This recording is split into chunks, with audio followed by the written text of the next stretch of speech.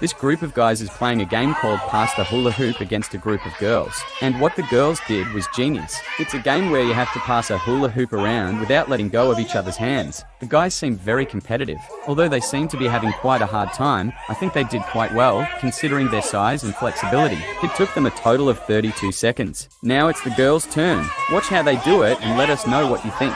You can hear the guys screaming like, "What the fish?" Then, just 17 seconds later, the girls claim victory.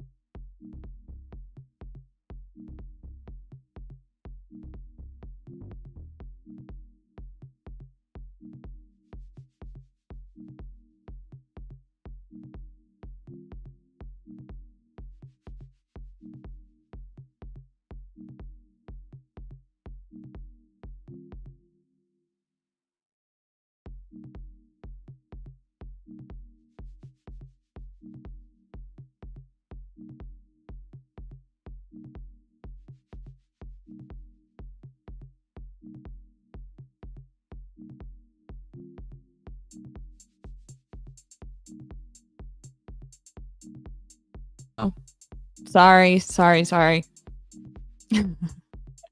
Well, that just started really good. Okay, sorry. We're doing a debate with the college feminist, Andrew Wilson, on feminism, I think.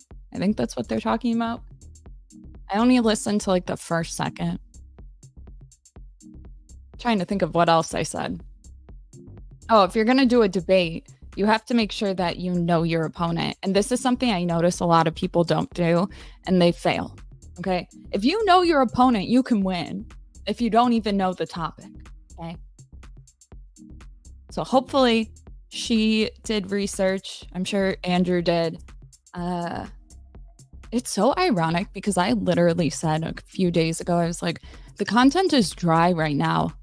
The last time I saw a video that was actually interesting in terms of what could go with this channel was the Grimes, Louise Perry, and the two other feminists that went back and forth.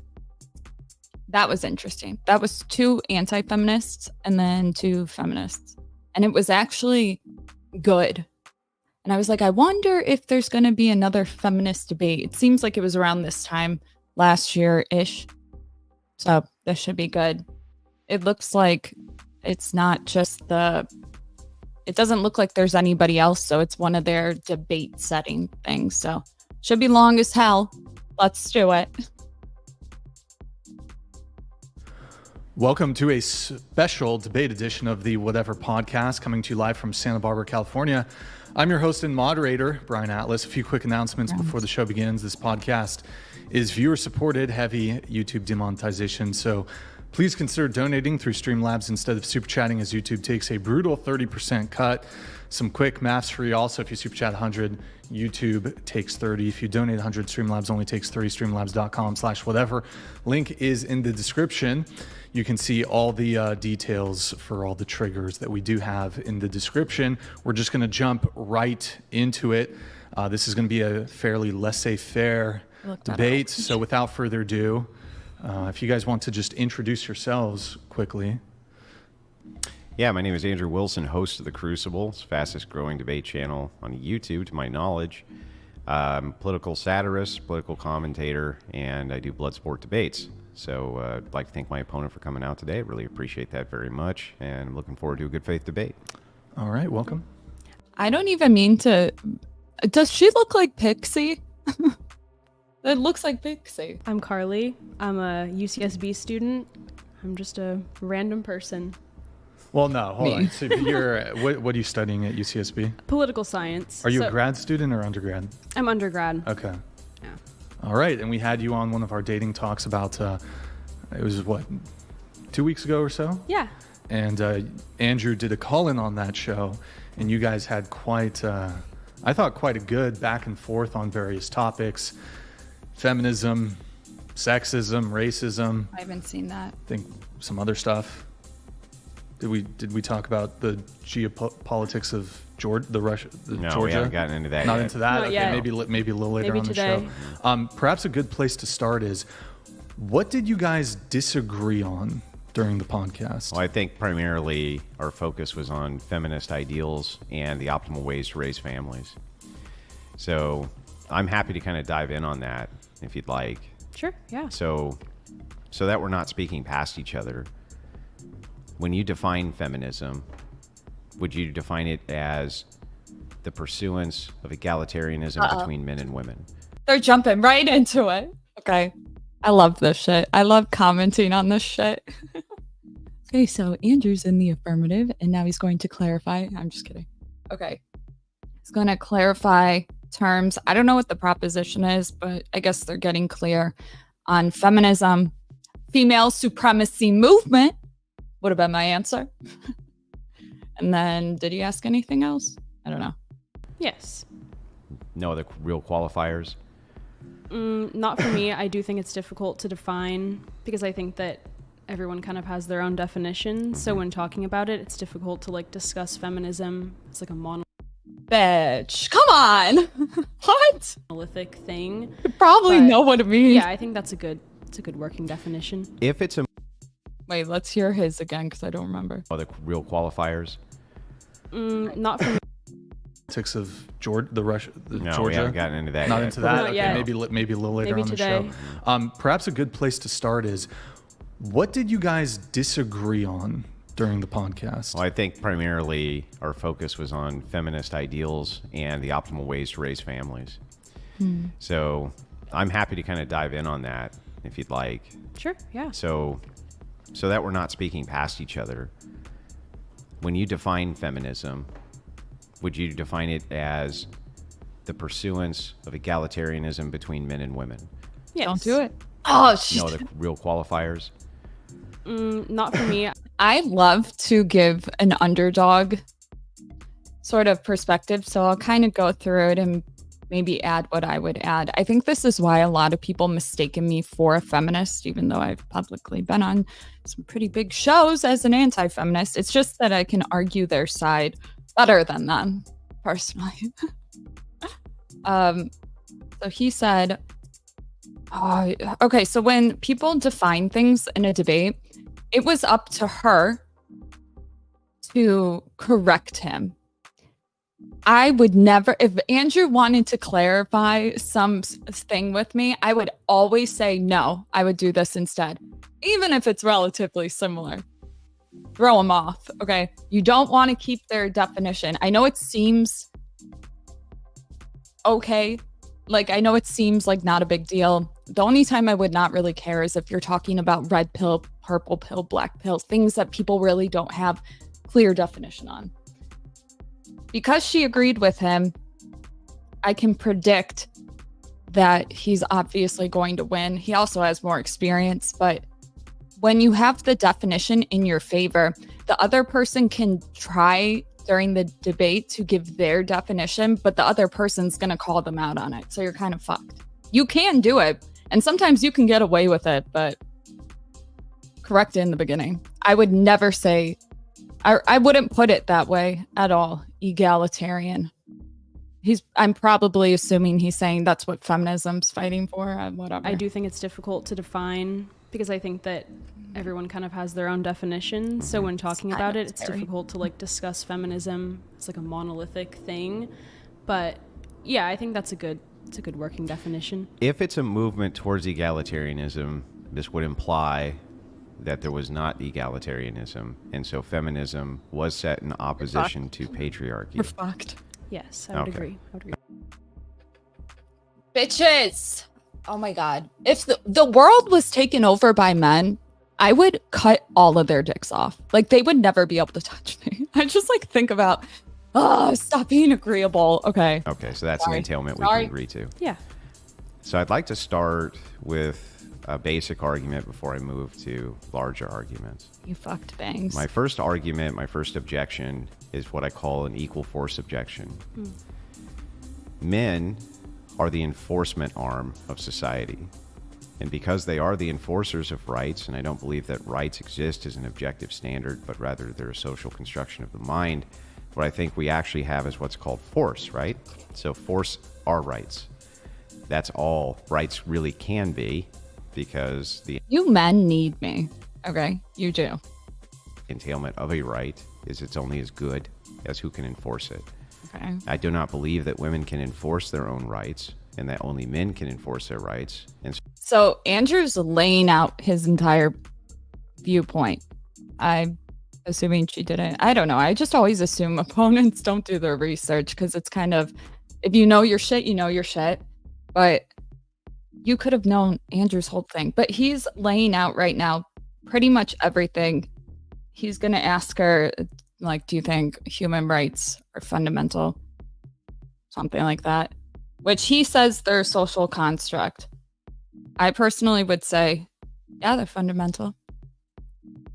Throw them off. Okay. Natural law. Let's go, baby. Bring it. therefore, I do not believe egalitarianism is possible, nor should it be something that we move towards. Mm-hmm.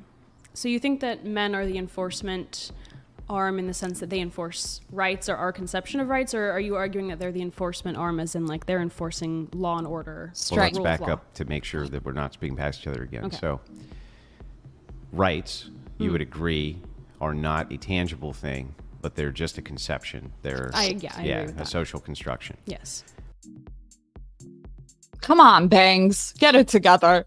So if you are to have a right, an entitlement, absent a duty, if we can define a right as that, No. then what you're really talking about is force. You're talking about having force to make sure that you have this entitlement.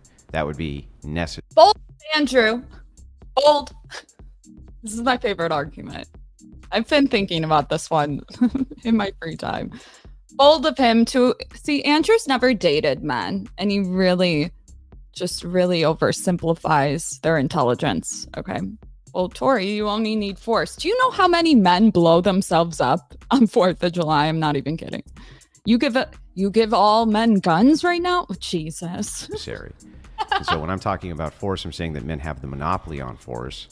And because they have a monopoly on force, anytime they so choose, they can take the rights away from women, but it's never possible the other way around. Come on, Biggs. I guess I would disagree that rights are only upheld through force. Like in this day and age, I think that it's easy to say that. Okay, I've given this argument before. It's probably going to be in the institutions. I can't even fucking talk. And that works. However, you got to meet him where he's at. Come on. Hypothetically, men could turn against women and use like brute strength and brute force to take away rights. But I think that Sorry. it's okay. I think that we have a Are pretty you well mocking her, Brian? Yeah, that was a pretty crazy. well-founded legal system that we used to uphold rights, or our conception of rights. I think I would disagree that rights are only force. I do agree that they are a social construction. Your legal system is force. I mean, the legal system, yes, it's is force. It's coercion, but I think No, it's not just coercion. It's force. So Yeah. if absent, you Think of it this way. Queens, kings, okay, if we go back in the era, the only reason why they had any sort of political, whatever you call it, is because they had force. They had knights. They did, right? I don't know. doing But it's whatever still the force. legal system determines you must do, what is the remedy? I mean that's a good point. I just think that. Do you think that rights are enforced like physically? Like, do you think Yes. that men? Okay. Physically. Could you give me an example of that? Because I think I don't really. Andrew also oversimplifies or gives too much credit to the fact that we have an entire nation of simps. Beta males, if you will. I'm gonna just say it. fully If understand you what want you're- to make an appeal that your rights are in some way being taken away from you, or your rights in some way are being violated, They are. Come on, who would you bitch. make the appeal to? It's Supreme Court? I don't know. This is why I go with natural. This is why I think human rights are fundamental. At least some of them. Not all of them. I get it. But most. And people are like, what in the flying fuck? Yeah, baby. Yeah. Okay. There's certain things that, like, if we're talking about men, ones with the enforcement, there's certain things that although we can conceptualize that they would do it, there's something internally that says they wouldn't. Personally, if I take myself out of that, I have said all the time that men need to govern men's behavior. Laws are made for men. So that would be contradictory to what I said there. But if men concede that men have a conscience and are normal, like the first thing, then that follows. Okay, so this always gets me like in a heated debacle. And so let's assume whoever you make this appeal to on a court agrees with you. Did I land that? Governing men's behavior. Hold on. They're going to be able to use the power of their office to appeal to brute force in order to defend or take your right away. So if I want to send you to prison, I'm taking your rights away, right? Does that require force? Physical force? Yes. And does it require physical force to keep you there? Yeah, I would say that taking... Oh, I did not land it. Okay, because men have a conscience, assuming that y'all concede there, because anytime I say men govern other men's behavior, you rip me a new asshole. Okay? You cannot argue for that anymore when I say I'm giving y'all the benefit of the doubt, right? So because there's a lot of human rights that are fundamental that you have a conscience over, think like in terms of laws, if you will, like would I do this act? And it's like, no. Well, why?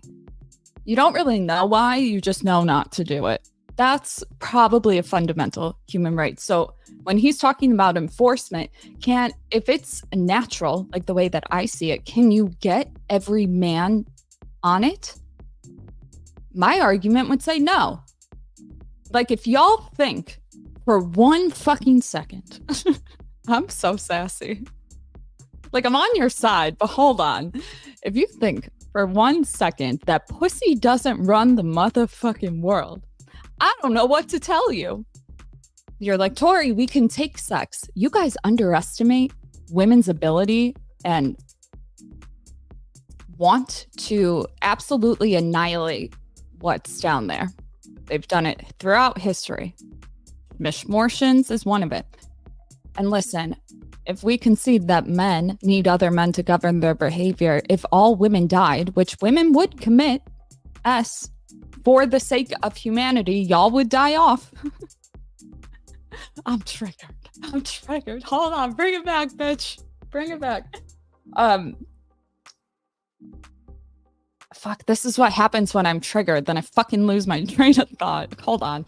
Someone to prison and keeping someone in prison does require physical force. But I mean... Oh, if there were no women, men would be fucking animals. Okay? Why do you think STDs exist? Okay, that's my new thing now. Men would find a hole that they would fuck. Not always. Okay? I know there's normal people. And that's what I'm saying is there's fundamental human rights.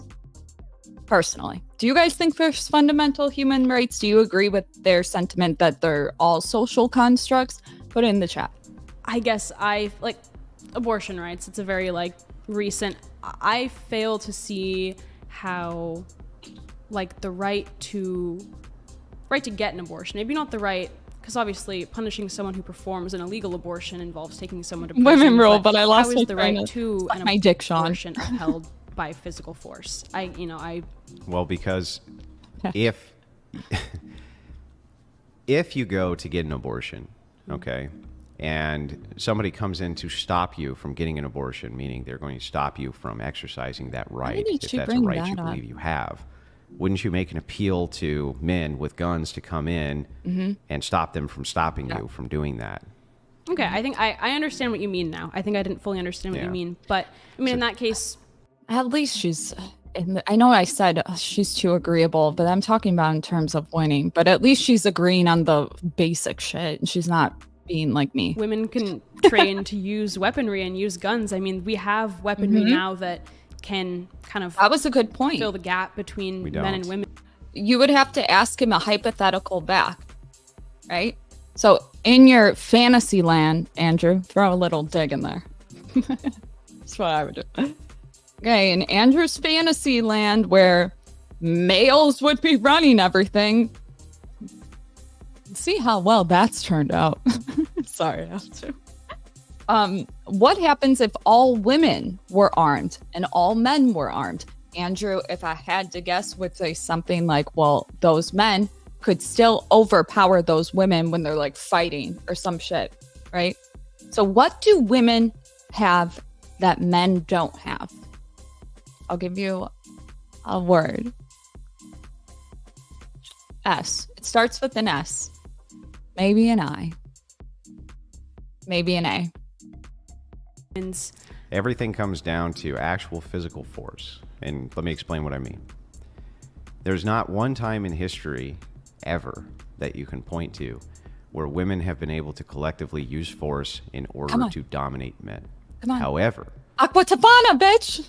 Every point in history I can almost point to where men can and have done that. And the opposite cannot be true. Come on. Meaning that if men I hate that I know their side more. in even small collectives decide to take the rights away from women, there's not actually anything women can do about it. However, if women mildly and collectively, or in a small or large collective, try to take the rights away from men, there is something they can do about that. Have you all seen that show where the women get together and they sneak up on men and they tie them up together? And because I think it was all women, maybe there was a slave that was male. I don't know, unclear. There's at least, we could get one simp to do it. If you don't think so, you're delusional. Okay. They tied up men and they forced themselves onto them so that they could get pregnant. I'm not saying that it's happened. Okay. It's obviously a show. But we really need to get away from this idea that women wouldn't fuck some shit up. Because if they have me on their side, which is why men, you're going to want me on the other side. I'm just saying. We're going to fuck it up. You're never going to know about it. There's going to be nobody to say, wow, this is how they died. No, baby. Throughout history, we have been killing men. Abusive husbands. Bold of them to assume. For over 60 years, we were getting this concoction, aqua tofana, to poison them. Bold. We still do it today. And guess what? You have men that are in charge that can't do anything about it. They could, but they don't. They can't catch us. I do think that would require somehow taking weaponry out of the picture. I mean, but you don't need to take weaponry out of the picture. Weapons require strength to use. Those who are strong can use them better. Not only that, field equipment weighs a lot, right? Equipment in general weighs a lot. You also have the endurance problem, the skeletal problems. You have the heat regulation problems, the distinctions between men and women. Bangs. Have women ever in history shot a man that was a threat to them? Self-defense. They have the strength, but they're dead. Women are incredible. And so when you look at a force applicator, men have a monopoly on force. By the way, I can demonstrate this pretty easy.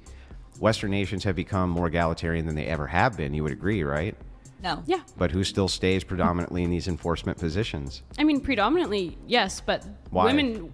Well, obviously, I totally agree with you that there is a physical difference between men and women, and they are stronger. But I do think that the gap is significantly smaller with weaponry. I don't think it's fully, brought to... I'm gonna let them finish. Brought to an equal playing field, but... in other words, if men have weapons and women have weapons, women lose. No, they don't. Yeah, but there are women in law enforcement. The weapon is the equalizer. Okay, I'll shut up. Yes. There are female prison wardens, COs, things like that. So, and they are. And while there are, you think that a female policewoman, okay, hear me out. If my house is burning down, or somebody is attacking, the last thing I want them to pull me out of a fire is a bitch. Okay, I'm light. If they can do it, fine. But we don't have enough of them. For some exceptional women, I agree, who can be inside of positions like this. There are some exceptional women. Maybe one day we'll have that first female Navy SEAL. Maybe it'll happen. Okay, it hasn't happened yet, but one day there will be an exceptional Navy SEAL, badass GI. Maybe men will stop fucking animals, but you know what? We can only hope for it. You guys know if men really run the world, assuming there's no laws, what would happen? Oh, I got something good, a Jane-type chick who can wear the skin-tight leather, with the hand grenades and do the ninja kicks. Come on. But those are going to be exceptional cases. Come on. I agree that they are exceptional cases, but you're saying, so men are the default enforcement arm of rights, of legal rights, but there are women in those positions, so I fail to see, and because men can take them away from them collectively whenever they so. If men could, why haven't they fucking done it yet? Well, women aren't that smart. They wouldn't be able to get in. Guess what, bitch? We're getting in. That's what's funny about the whole thing. It's like, well, women couldn't take over the world. Guess what? We are. And remember I said in the beginning, it's a female supremacy movement. Choose. Oh, yeah. And they have no recourse, but men always do, which is force. Collectively, sure, but I mean, there are still exceptions to that, so that there are women in those positions, and by and large, men are stronger than women, but there are weak men and there are strong women, and I feel that, I mean, the exceptions to those cases do present a problem. But even weaker men, even much weaker men, are still usually stronger than even average women. Yeah, but a pussy reigns, baby. The men could only e-par for so long. And you know how I know this, and they'll never admit it, but you need female validation, and that's an internal thing. With love, okay, with love. I'm just saying, if I was arguing from her side, you guys would have to give me rights, even if I'm the only one, if you ruled the world. I don't want to drive. Okay, you can take those. See, I'm so entitled. You'll need me. Okay, I know all the strategies. But it's like, you know. And I agree with this is the problem with equalization. For instance, if It's you fucked me were up to with the have gun. a prison, okay, or let's try this a different way. Anyways, pussy rules the world. You think that we wouldn't be able to weaponize it? It's a bold claim. It is. Well, what if you chained us all up? Why is it when we're talking about the end of the world, y'all just go straight to fucking violence? If that's the case, y'all shouldn't have any rights. Should you? I'm sad. Let's say that you were a general in the armed forces, and you had a special forces unit which was compiled of 100% women. I'm talking about to a wimpy simp. Okay, here's the thing is y'all are probably great men, right? You're probably smart. You probably get women. You're probably married. So y'all don't see the men that I see.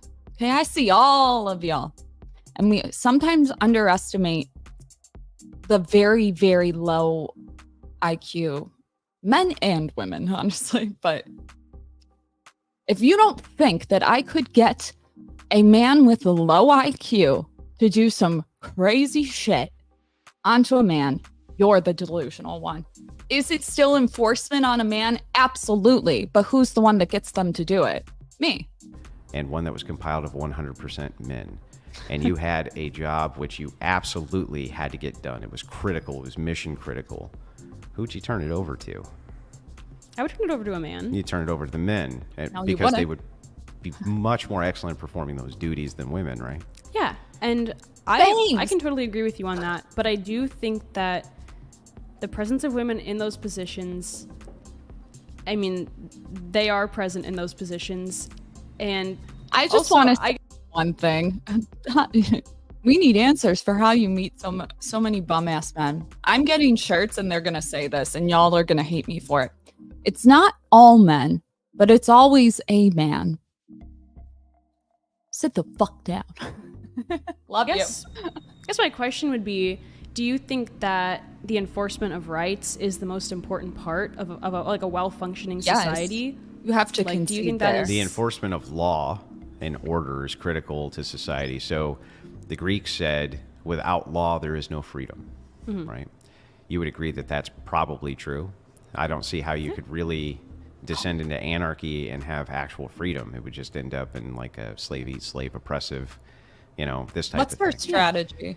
I must So know. yeah, I do think that law and the enforcement of law and rights and the enforcement of rights or duties and the enforcement of duties are critical to a society. So while I don't believe in the construction of rights because they don't really exist absent force, I do understand that having some kind of core belief towards something can be useful. So if she would have said, and I'll reiterate because I know I'm just giving so many jabs and they're so good, but To reiterate, if she would have said in the beginning that rights are fundamental, natural, if you will, this wouldn't be happening. You're probably like, well, what the fuck? Because if it's a natural thing, if you have a natural disgust, if you will, to do harm in a certain, it's like, what does that have to do with rights? It follows, okay? If there are certain things that you're not supposed to do by law, for instance, there's a lot of people that probably won't do it because there's that human aspect. I don't know what it really is, but I know we all have it. And keeping a cohesive society Most of us. together. But I don't believe that women are capable of doing that. And so because they're not equal, they cannot be equal because of this. I don't understand why they should have equal rights to vote, why they should have equal rights to men if they are not in the... I want to know, Andrew, if you're in the chat. Just out of curiosity, I just want to know where we're at. Would you rather a woman, a Navy SEAL woman, vote, or a man with an IQ of 10? Just wondering. One that's kind of a liability. Are you going to kill him? Talk about a nice society. Position where they can actually enforce their own rights and only men can. I guess I fail to see how, okay, women cannot physically No such thing as a Navy SEAL woman. Okay, but we're playing with Andrew's hypothetical. Now you want to call out the absurdity? their own rights. Boring. Leads to because women should not have equal rights, or an egalitarian society is not possible because, I mean, even the way you said it, law and order is only one critical aspect of a well-functioning society. So if that's only one critical aspect, then how can you say, well, this one aspect and the fact that men are going to dominate this one aspect, they're not going to be the sole, you know, that women will exist, but men will dominate this one aspect. How can you say that because they're always going to be making the appeal to men for those rights, and there's no way around it. And so men can collectively take the rights away from women. Feminism really rotted some women's brains. No offense, okay? This is all in good fun. I don't know her. Period. Or him. They just can't. There's nothing that women can do about this. So egalitarianism in and of itself would just be an illusion. It would literally be a lie. You would be walking around saying that you're equal with men. Look around, Andrew. If that's true, but that's being enforced by men. Yeah, guess what? We have men today that could do what you're talking about, and they won't do it because they're pussies. Okay, so in your pretend land, it's like in our right now, she could argue in our reality, it plays out. If I had to steel man something for Andrew, he could pull up like, okay, well, in Afghanistan, you had a car of the Taliban come in and all, women were not in school anymore. Okay, but we're not over there. Are we talking about the US or are we talking about the whole world? If you can get the whole world, if he can concede there, maybe it opens up so many opportunities you have, to win. You have equality with them, but at the same time, necessarily having to appeal to them for that equality, which it makes it contradictory, right? How do you appeal to the thing for equality while at the same time saying that you're equal? So you think that the fact that women have to appeal to men for their equality means that there shouldn't be an attempt at like an egalitarian society? There shouldn't. Well, what is the attempt? It would be an illusion, right? Men can just collectively take it away, but women cannot do that to the opposition. Only men can. So men can take away men's rights, and men can take away women's rights, and men can give men rights, and men can give women. I'm assuming that he would agree. He probably wouldn't let either vote to my rights. Hypothetical. But women can't give men rights nor take men's rights away. Yeah, we could. If I just think it's easier to say that our system of rights, I mean, I know that I agree with you that our rights are sort of a construct, but we do have in practice legal rights. I find it hard to just say that, like, well, that's still a construct. Am I wrong? I know when it comes to philosophy, there's an argument to be made on morality and legality and all that shit, but like, where are you going with that? Political figure? Like, where can you go? It's still enforced. It's all an illusion because we're living it every day. I mean, we have legal rights. Why don't you talk about all the men that died throughout history? The men that were dying of STDs in World War I. And guess what? You know what fixed it? Sex education, which was pushed by a woman. How about the fact that every single invention that saves your ass from the fucking job, because y'all be dying in machines and shit, was created by a woman. The guys in, let me give two more. The fire escapes, the bulletproof vest, whatever that, caliper, some shit. What else? Oh, I don't know. Maybe if that uncharted territory, or whatever you want to call it, over in wherever that submarine was with the controller, if women had gotten there, that would have never happened. No, it wouldn't have. But guess what? Men were governing it, and they didn't have specific laws that said you could go down there. If a woman, now I bet you $1 million, I will die on this, that a woman has now legislated some shit, so that would have never happened. Come on. Men would cannibalize themselves. If you commit a crime, you go to jail. I mean, that is all a social construct, but yes, but we're living it. I mean, I think that's what it is. You're talking about a descriptor of is. Think about it. Women back in the day needed the men to survive, or they were fucked. Like right? How would they survive? Some men would take in widowed women, but you would kind of die off. So coming up with these inventions serves a very good purpose, right? Keeping them men alive so they can work their ass off for us. It is true. Makes you think about the fact we can't get men in schools right now. Men don't want to become economically viable. I didn't think about that. We go through life with all sorts of kind of presuppositions. And before you think a man invented it, I want you to, sometimes you guys will say, no, so-and-so did the programming. I want you to look up all the inventions that women created that men stole. Okay? Losers. Love you. Which aren't true all the time to get through the day. We do this all the time. For instance, there's no real reason for you to go in and turn your car on and think it's going to start, except that you're a pattern recognition machine and it's always started, and so you assume that it's going to start. If you had y'all only shame me. I'm making good points. You just shame me. It's like, okay. Some pre-knowledge that it wouldn't, you would have taken the steps to make sure that the next day you got in and it would start, right? Everything that you do in your life as you're going through it is built on all sorts of unfounded suppositions that probably aren't true at all, but we still act as though they are in order to have a society. But eventually what ends up happening is we do have to face down actual facts and actual reality. And in actual reality, get them on Bible. Do it. This is why you should know your opponent. You end up with too much internal conflict based around this egalitarian system.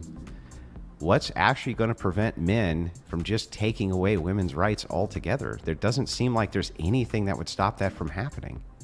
Mm-hmm. I mean, that would require like widespread, like mass violence by men against women. Why would it require any violence? Because if you're saying it wouldn't require violence, then you're giving some kind of you're admitting that this system... Isn't it still domination? I don't know what he's saying. ...of legality that we have has some kind of No, I'm just saying that if it is true that men can, by use of force, and I think most women know this, could do this, why, if they decided to, do you think that women would... What do you think they could do about it? Take to the street with their little signs and say, please don't? Line up, bitches. We could get in the airplanes. Okay, I would steal all of the blackbirds. Okay, y'all are fucked. I'm gonna be woo. Get all the airplanes. Stuff all the bitches. What we have that you don't have is we're tinier. Okay? We're tinier. We would get in an airplane. Well, women can't fly jets. Keep telling yourself that. I could name 3 pilots right now that are women that saved some pretty tragic shit that went wrong because a man didn't know what screw to put in a window because he was too lazy. Loser. I'm just saying. Like, I don't mind being controlled by intelligent men, but Y'all haven't dated men, and it shows. It fucking shows, y'all. It does. But she's got to fight back, because if she concedes here, like, what's the point? I don't. To me, that sounds like you're saying it would be an act of violence. Anyways, I would get in all the planes and we would shoot you guys. Okay, we would bomb you. I should be careful what I say. Allegedly. I'm just kidding. Hypothetically. So how are men going to take away women's rights without violence? If men collectively tomorrow say women have no more rights, what are the options left to women? Andrew, why haven't they done that already? If men are in power, if they can do that, why haven't they? The reality doesn't map on. She could win on that alone. Because men do have the power. Men are so stupid that they give women protection, rights. They're that dumb. If women are like the reason that society, and you can make an argument or a case for it, I'm not even disagreeing, but if men believe this, well, they're being really fucking stupid. You know what I mean? I mean, legal, political, because other men won't let. And in that case, you say, true, men are stronger. They could exercise violence against women to take their rights away. They may not need to exercise any violence. All they may need to do is just say, you no longer have the rights, and women really just can't do anything about it. They could maybe collectivize with signs, but what happens if they're just ignored or laughed at or scoffed or mocked, and they can't really take violence to men? So in political action, drug them. Right, there is always what is called the violent alternative, and men can always appeal to that alternative.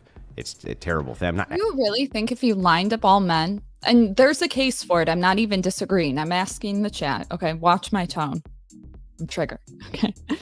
Do you think that men would shoot women point blank, period, that easily? Would they shoot the things they wanted to bang and reproduce?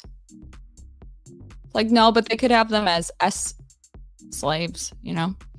It's like, I really think men underestimate women's ability to off themselves.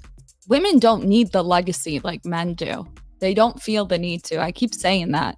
It's like women would collectively die for the sake of sisterhood's heavy. Don't underestimate it. Advocating for that. I'm giving a descriptor for what is true. This is something which can be appealed to for men, but only for men. Women can only do small scale. So even in kind of the craziest feminists you can think of, the best they were able to do is like send some boom booms in the mail and this kind of thing. But they couldn't really push back against a structure of strength. It wasn't really possible. We don't need to. I mean, men will do it to themselves. Historically, honestly, it wasn't until a woman created the syringe. I don't know what it's called, the disposable one. Because before, men were using the same needle. They were killing people. All of the protocols, procedures, safety ones, if you will, were women again. So you can keep saying that, but you'll just run it to the ground. Another thing, mouse utopia experiment. This one often gets looked at a certain way. If you guys don't remember it, this guy, forget his name. What was his name? Rat Utopian. I can't think of his name. But he essentially wanted to know what would happen to society, per se. When you... Let me actually... Mouse Utopia. Was that the objective? Mouse Utopia. Experiment. Behavioral sync. Right. Okay. 1960... Oh, Calhoun. Duh. Okay. It's a term invented by Calhoun to describe a collapse in behavior that can result from overpopulation. Okay, so why is this important? If there were no laws, right, and women had no rights, and men were in charge, they would be fucking. They would be fucking a lot. I think that's all they would do, quite honestly. I don't think men would do anything else. And actually, that's what played out with the rats. There were big, strong rats, and then there were the beta rats, right? And the big, strong rats, if I remember correctly, they guarded the women so that the other men couldn't bang them, right? So eventually, the big, strong men would kill those ones, but they would keep fucking. and fucking until it literally collapsed. So although you have the big, strong men that protect, they guard the women, you would still run society to the ground. That's what happens when you have men leading it at large. That would be my argument. Well, Torrie, we're not rats. Okay, well, sounds pretty accurate to me. Do you guys think that would happen? Do you think that we would have stronger men that want to hoard the women? Think of like the Ottoman Empire, right? I feel like that's a better way of looking at it. To do. You see the voting gap as it begins to widen, as men become more right-wing and women more left-wing. What happens eventually if what is considered the patriarchy has been pushed against just decides one day, no more rights for women? I think in that case, there would be political opposition, and would I live under a male-dominated society? I guess I'm a obey. Wait, what did I say before? I'm a submissive bitch. Just like you have to give me special treatment, or at least make it look like that. I can't help it. I'm entitled. I think there would be widespread collective political opposition from women, and if you say that's futile because men can just where's the widespread political opposition in the Middle East where they have no rights? They're not allowed. The thing is you presuppose that women will be allowed to go out and have picket signs, or presuppose that women can go out and protest, presuppose that women will still be able to have the same functions they have now if men collectively say no. And I'm telling you, just I'll stop pausing it, but do you think men, if they were ruling the world in this sort of violent way and shit, do you think that they would eventually feel bad for their women? Not saying they'd release them, but I forget the word. What's it called when there's like a relationship that builds between the victim and the perpetrator or whatever? Do you think at large that would happen? I think so, because we're human. And eventually they're not gonna watch their back. They're not gonna do it. And I don't think that that's the case. Everything down from the husband inside of the home to the boyfriend inside of the home to the actual structure of government, all enforcing collectively. Thank you for the super chat. Keep your girl off OnlyFans, one chat at a time. Interesting topic says, Torshaa, I'll give you half a point on your earlier statement. I employ low IQ men. I can see your point. Thank you. They hurt themselves in these machines. They dumb. Sorry. Not all. It's not all men, but it's always a man. Even a small collection, maybe 10%. Stockholm syndrome. I think women can't really do anything. I mean, I would agree they can't do anything physically, but that would require men to collectively decide to use violence against women. And I don't believe that. What? I don't believe that most men would be willing to use violence against women for political means. Then if that's true, why the hell did you need feminism? Ooh, because that was I don't think that it was about violence. I think that it was about a lack of political rights, if I can use that word. Well, then, but we've already discerned that rights are force. Mm-hmm. So if we've discerned that rights are force, and you say that we want more rights, it means that you want to have more force. Sure. So then you needed feminism, right? Feminism was a way for you to have force. Yeah. Yeah. I mean, again, if you would have said it was a female supremacy movement,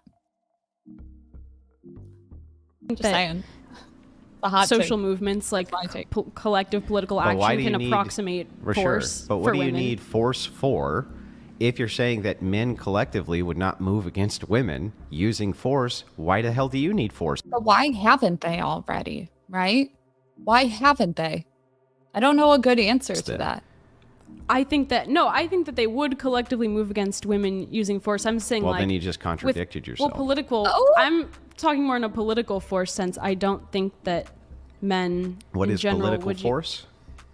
I think the use of rights, things like that, like restricting rights, restricting mobility, disenfranchisement, things like force. That. It's all backed up with force, but I don't think. Thank you for the super chat.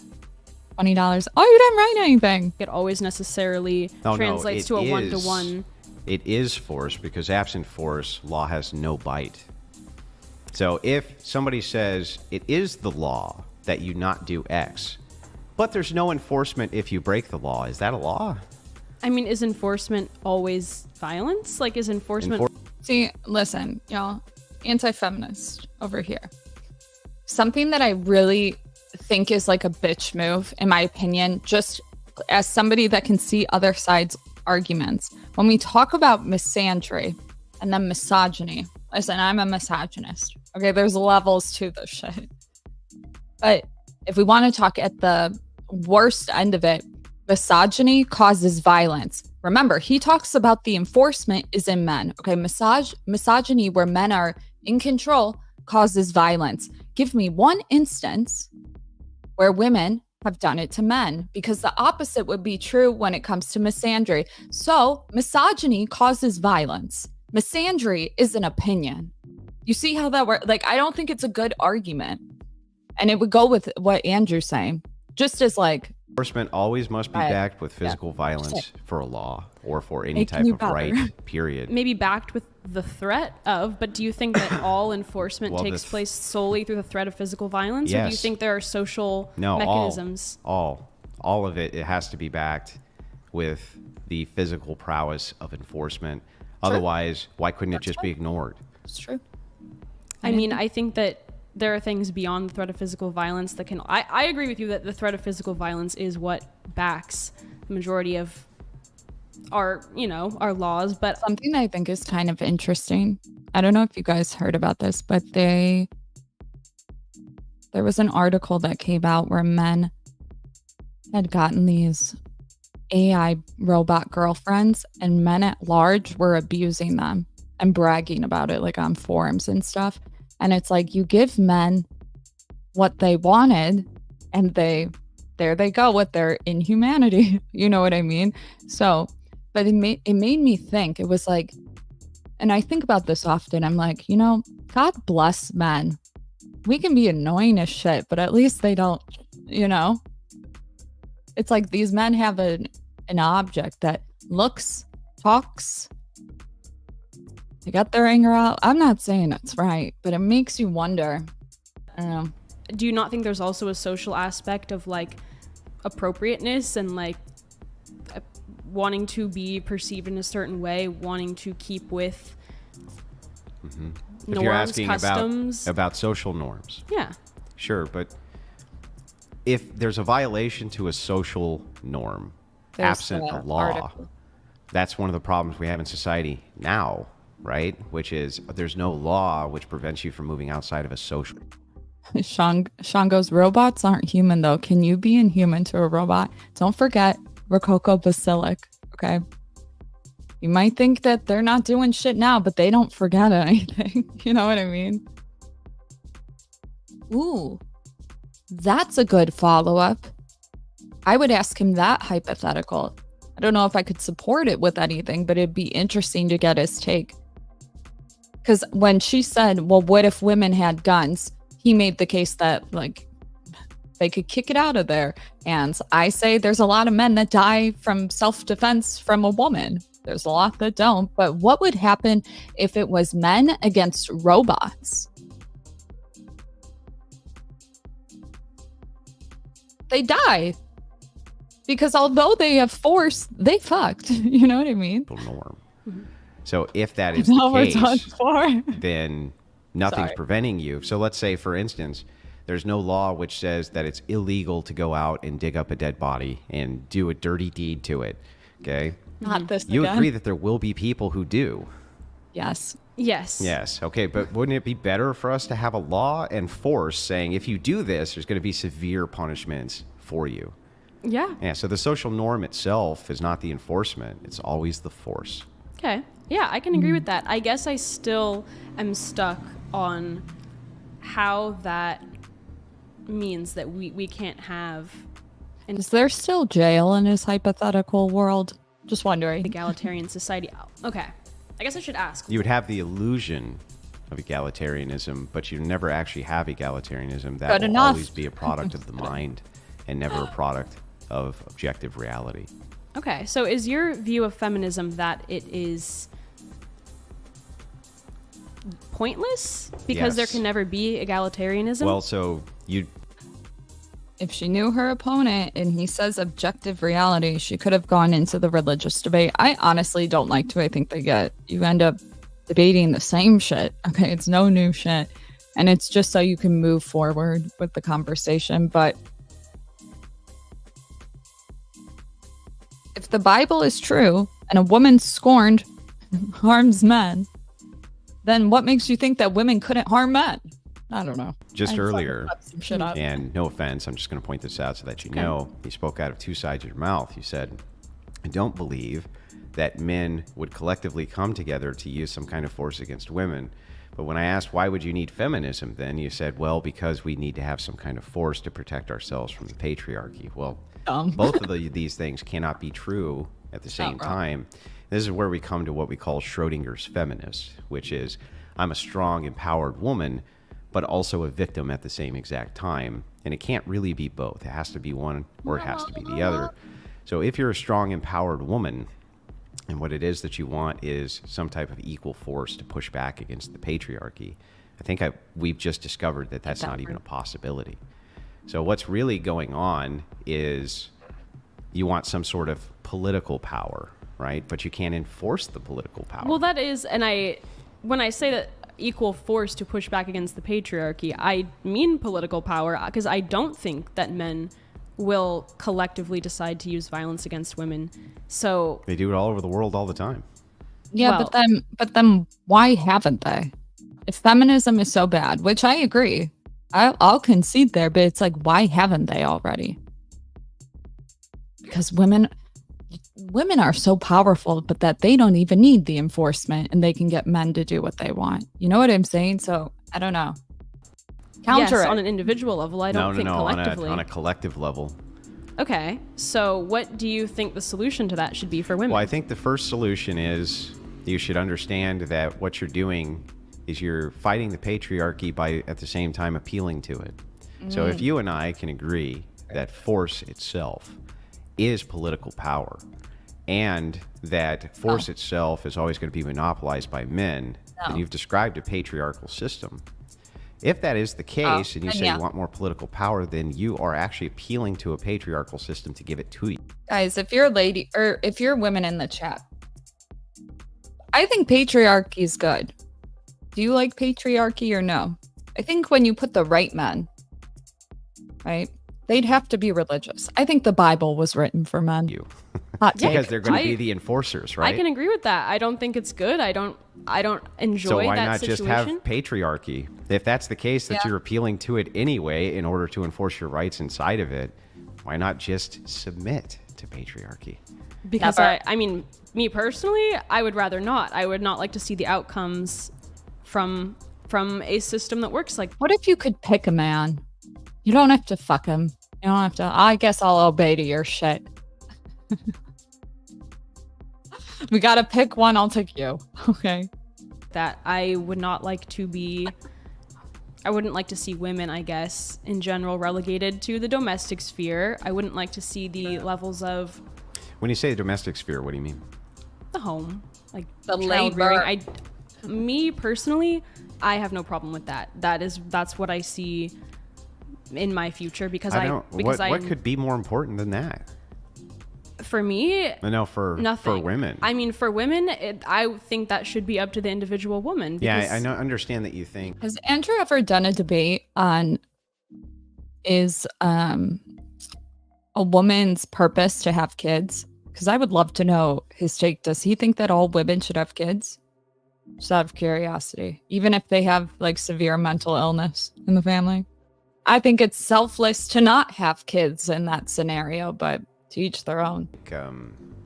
Well, go ahead. I didn't mean to cut you off. No, it's okay. I think that the key here is not to say that that is bad, but I do think that sort of socially enforcing that is the only opportunity for women is bad, because not every woman will be fulfilled by that and will be happy in that position. What job do you think is more important in society than being a mother?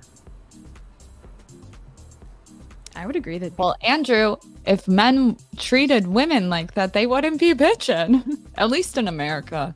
Being a mother is the most important Then job. how are you relegating women to the home. If the most important societal job we can give them is motherhood, how is it a demotion? How is it even a gilded cage is a cage. Like if a woman doesn't want to do that, well, but that's relegation. There's never been women are not forced. Why can't we put men in the home? I think we should have house husbands because they cheat. Keep them in the home. I'm pretty sure that's why men kept us in the home.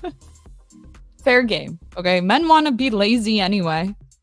To stay at home and give birth. They're and not they've always forced, been able to work. They've always been able to work. There's definitely social pressure, and they're good. We need social pressure.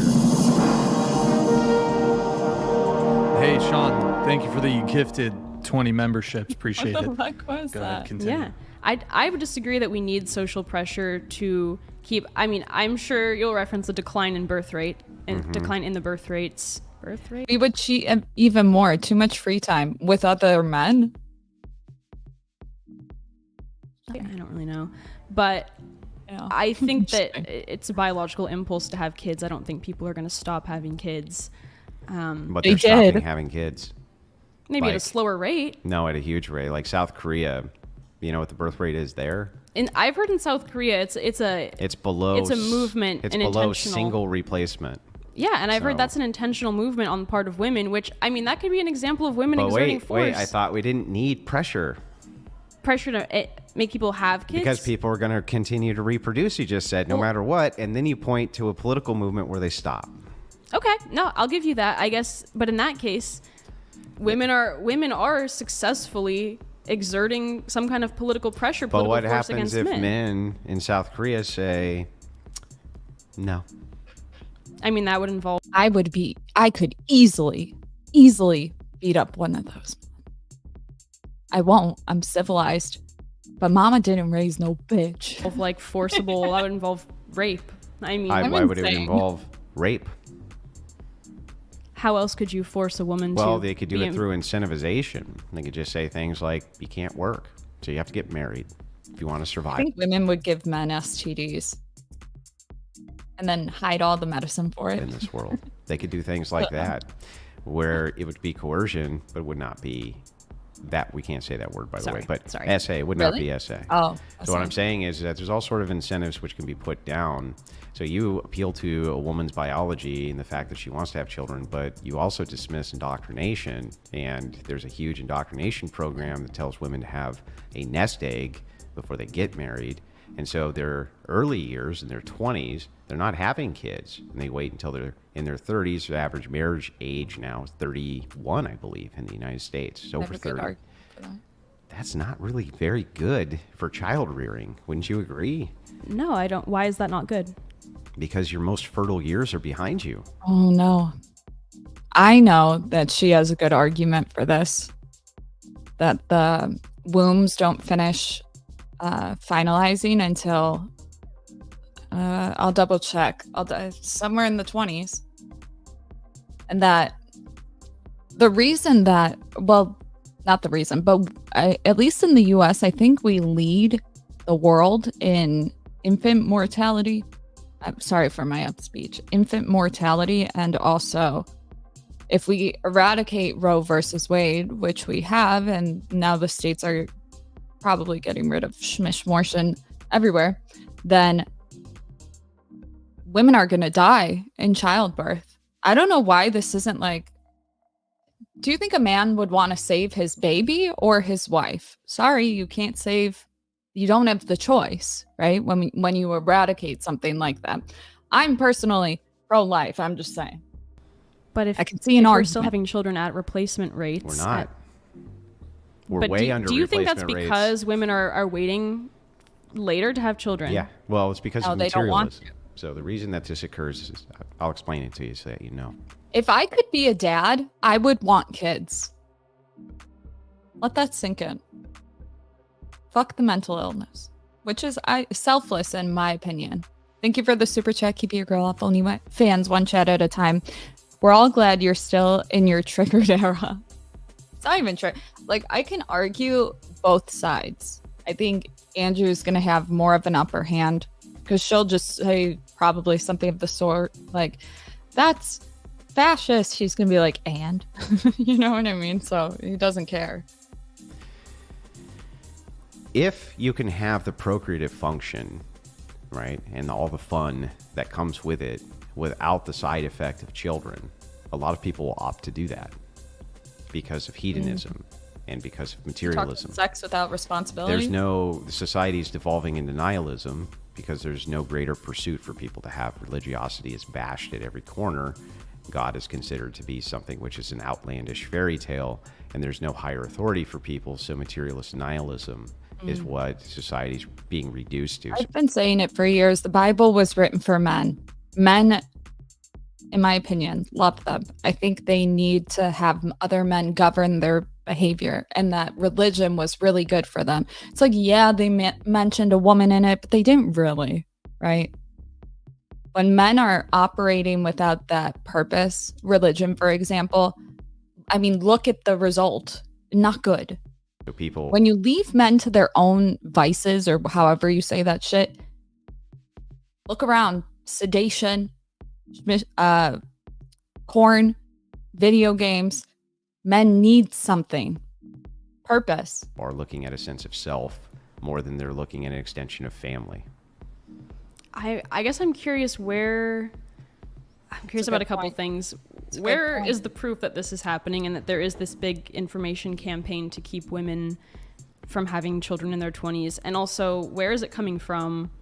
Well, and the why? all the original feminists who are on the suffragette side, if you go back and you read their writings, and you can find them in a great book called Occult Feminism, they express over and over again that the nuclear family is the most dangerous part of women's liberation because it breeds a patriarchal system. And so that is what they were pushing against, was a nuclear family. They did not like that at all. So that's proof one. Proof two is that I can go back to the 90s when the United States was really pushing student loans, especially towards women, and in the 2000s towards women. And you saw the expression of feminism in what would be considered, I think, third wave at that time, telling women to wait until later in life. There's no such thing as waves. Okay, it's all the same. It's all a message written up in a different way, packaged in a different way. They're all the same. Let's not forget the women that used to chain themselves to fences back in the early 1900s, maybe even late 1800s, because they were violent. Well, hold on. They used to bomb political figures in order to get men to give them rights. It was probably the early 1900s. They used to chain themselves. Oh, wait, this would be such a good argument.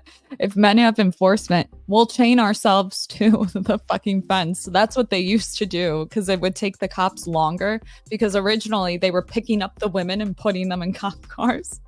So they started chaining themselves. I don't know. I think it's fucking funny. Until they had something to fall back on because their husbands were going to leave them. It does happen. Well, the husbands aren't initiating the divorces. The wives are initiating the divorces. Women do absolutely initiate divorce, but do you think that there's no fault in those instances? Do you think men were completely innocent? Well, it's good that you bring up no fault. I'm talking about no fault divorce. Right, because no, of course, there's going to be times where men are at fault for the relationship dissolving. But when we look... There's a new title. Does somebody know what I'm talking about? Fill in the blank. I think it's like XI. I can't read Roman numerals, but they have proposed no-fault divorce. I forget exactly. I don't follow. I mean, we can look at these on a case-by-case basis, and we do. So we have all sorts of attorneys. It's pretty much like our side trying to repackage or fix a lot of the symptoms of the societal collapse. So things like family breaking up, they're trying to enforce families not breaking up because they're going to force them. I don't know. They're not going to fund single moms. So me and Undead Chronic were talking about, we don't want to pay for that shit, right? We shouldn't. Don't be stupid. They're talking about putting more money into being able to like fix something with your family as opposed to enforcing single motherhood. It's actually pretty interesting. I just can't think of the title. Is it XI? That's 11. I can Google it quickly. Hold on. Judges and polling groups who talk to these various divorced couples who they track and who they get remarried to. And the number one reason that they're getting married or divorced is irreconcilable differences. And oftentimes there's no abuse, there's no drug use, there's no abandonment, there's no nothing. She just doesn't like him anymore and decides to move on to somebody else. So when we look at the data, that's what we're seeing. What we're not seeing is that men are out, rampantly cheating or beating up their wives or doing any of this. And the reason it's so terrible that they initiate divorce. It's not coming up right away. So it could have been the other side fear mongering. So hold on. Divorce for self is because most of the time they have children in these relationships. And it does huge damage to the kids. And so this is what I mean by selfish materialism. I mean, I guess I still fail to see the proof that there is an orchestrated campaign of nihilism.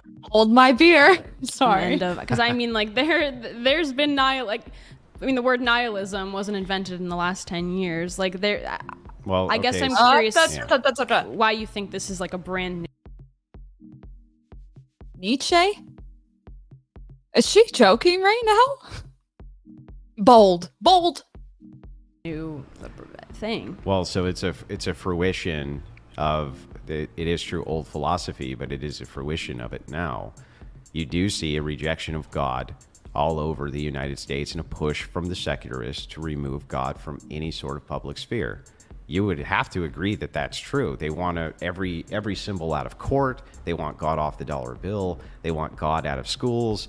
Any place that there is any reference to God there is a secular push. I'm probably not the person to ask. I really haven't seen this happening, but I'm seen that happening? I have not seen this happening. I think you haven't seen the endless demands to tear down the 10 Commandments from various courthouses. That's one thing that I really do think is that I think a lot of this stuff is happening more on the internet than it's happening in real life. This is happening in real life. I think that these culture war debates are really happening more in people's heads than they are in real life. Because they put a statue of Baphomet up in San Francisco, a satanic that was not on the internet. That was in real life. They put a Baphomet statue up.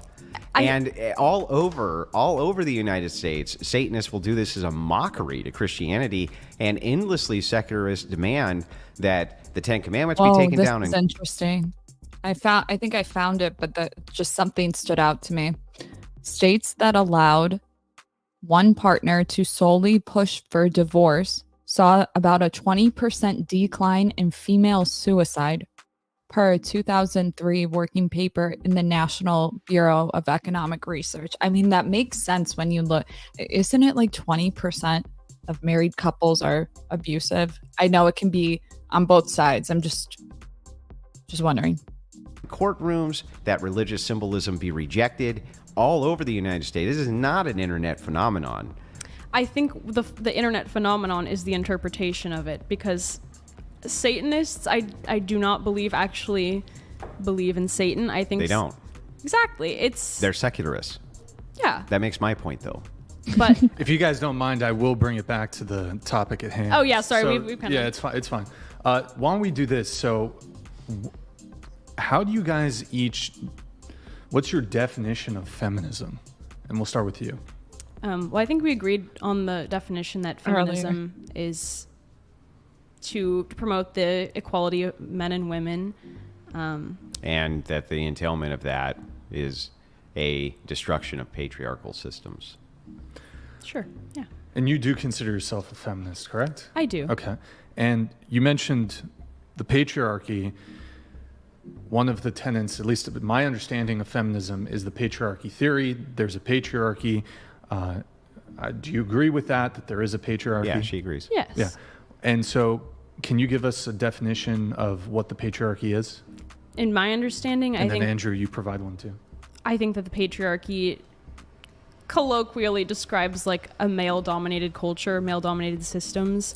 I think technically it's just patrilineal descent. Yeah. The father. Yeah. But I think that, I would say male. Something that I find interesting is that when women, this is an interesting stat that I saw, that the number of men that leave their sick wives, women that are dying from cancer or have like terminal illness or whatever, they leave them. And the rate is at, I'll look it up, I think it's 20%. But like nurses, we're talking about how often it happens. So it's kind of a thing. But the vows that were created by men, love y'all. I'm just saying, till death do us part. Where are you going? I haven't died yet. Male-dominated culture, male-dominated systems. I think it's just kind of used to describe, the ways that men have been in power and wielded that over women. Ordered systems where men are in charge. Yeah. Do you agree with that, Andrew? Sure. And under the patriarchy, I mean, do you view that women are oppressed? I think absolutely globally. I don't know how much I feel that applies in the United States today, but globally, absolutely. And Andrew, do you think that women are oppressed in the United States? Depends on what we would consider oppression to be. Right. Well, let's start there. How do you define oppression? I would say probably the unjust wielding of power by one group over another to conscription. It's coming. It's coming. Prevent them from acting in their free will. I'm sorry I have to do this, but I do have to get a little bit into your presupposition there. What is justice? I mean, that's a philosophical debate. Well, but you're appealing to it. Yeah, I would say that justice is... Just give it whatever it is to your point. Very core definition, probably just closer to the definition of equality, like equal treatment. So justice would be what? Upholding anything which is unequal is oppression. Ooh. Depends on what you mean by unequal, I guess. Like if two people... Well, you believe that egalitarianism... perform unequally, on a test? No, I don't think that would be oppression. So then, what is justice? Honestly, I don't think I have a good definition for justice in the... I'm curious what your definition... I love when people can admit they can't think of one or something. That shows intelligence. Justice is. Honestly. Well, for me, I would make an appeal to Christian ethics in order to make a determination of what is or is not just. But in your case, right, you don't have anything that you can appeal to, do you? You just appeal to what? Nothing? No, but I mean, don't you think that's kind of a cop-out that you can say, oh, well, God told me what justice is. It's Christian ethics, but you can't... How could you ever say that my justification's not good enough for you who has no justification? That is fair if you're talking about me directly.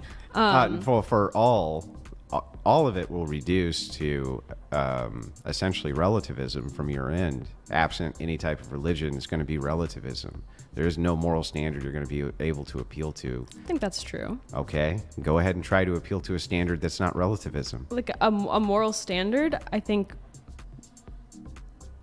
minimizing harm. That's relative. This is where he absolutely dismantles everybody. I haven't watched it yet, but she effed. She done. Harm. This is his go-to. Well, I would take more thought. But I mean, what is the Christian moral standard? Well, the Christian moral standard is divine command, and this is based on the understanding that knowledge itself cannot exist absent God. It's an X to Y argument. So it would say that the argument is... Oh, shit. It's kind of interesting. I think about this a lot. But if God is all-knowing and almighty, and he knows he could get everybody to believe in him, he knows the one thing it would take for everybody to believe in him, but instead he punishes the ones that don't by sending them to hell. That to me does not sound like he's gaslighting, it's not looking good. That's where, I don't know. Do you guys agree? I'm just coming up with shit. Thank you for the super chat. Keep your girl off OnlyFans one chat at a time. Kitty can cast spells on men. It's magic. Poof. Rose Who? donated $200. Brian, this layout is awesome. These would be great to consider having more of with you mediating. So, and then this free will. Yeah, that's what they usually say. Usually. But if they give you free will, my point is that if God knows the one thing it would take for everybody to believe in him, and he doesn't say what it is, he's actively letting people burn in infinite hell. And to me, that's not something, or like to atheists, whatever, like that's the worst type of power. That's not the best thing. Like, it's just, how can you be virtuous? It goes against everything you believe in. And some will say, well, God gave you free will. What's actually the answer for why God allows like children to die of cancer? I forget. What's the reason for that? / asking questions between two guests. Thank you, Rose. Yes, I want to do more of these whatever debate formats. We've done a few in the past. And thank you, Rose. Appreciate the TTS. Continue. Okay. So in any case, love is not love. If it's forced, he wants love. Yeah, but he's inadvertently forcing it because you're scaring people into it. Like, the reason he doesn't show himself. Do you know what I'm saying? Am I not being clear? Like, if by not doing it, it's like a double answer is what I'm trying to say. Regardless of what I would appeal to, even if I said I appeal to a flying spaghetti monster in the sky, I really don't have to justify that. If there's no justification on your end for what is a moral standard, I don't have to justify mine then either. Relativism. Why would I need to? If we're both just in relativism, then anything that I assert as being correct is just as valid as anything you assert as being correct. Okay, but I mean, so would you agree that what I'm asserting, anything I can assert can be just as correct as what you're asserting? If it's absent a justification, there just wouldn't be a reason for me to justify. So then what I would need to do then is appeal to force. And so if I were to make an appeal to force, we've already established that we have the monopoly on force, and you can't make a moral argument. But then that would go against your belief in free will, wouldn't it? Because you're a relativist. The same. Where are we left? I mean, so do you discount any secular... Hang on. Answer my question. Sorry. Ask the question again. Where are you left if you're a relativist? You can only appeal to relativism. My worldview has to be just as valid as yours. So then, therefore, we both appeal to physical force. What else could we ever... Come on, lady. Come on. ...appeal to? Honestly, I am not totally sure how we get from there to appealing to physical force. Because what else could you appeal to other than just an enforcement to your preferences? Appeal to for what?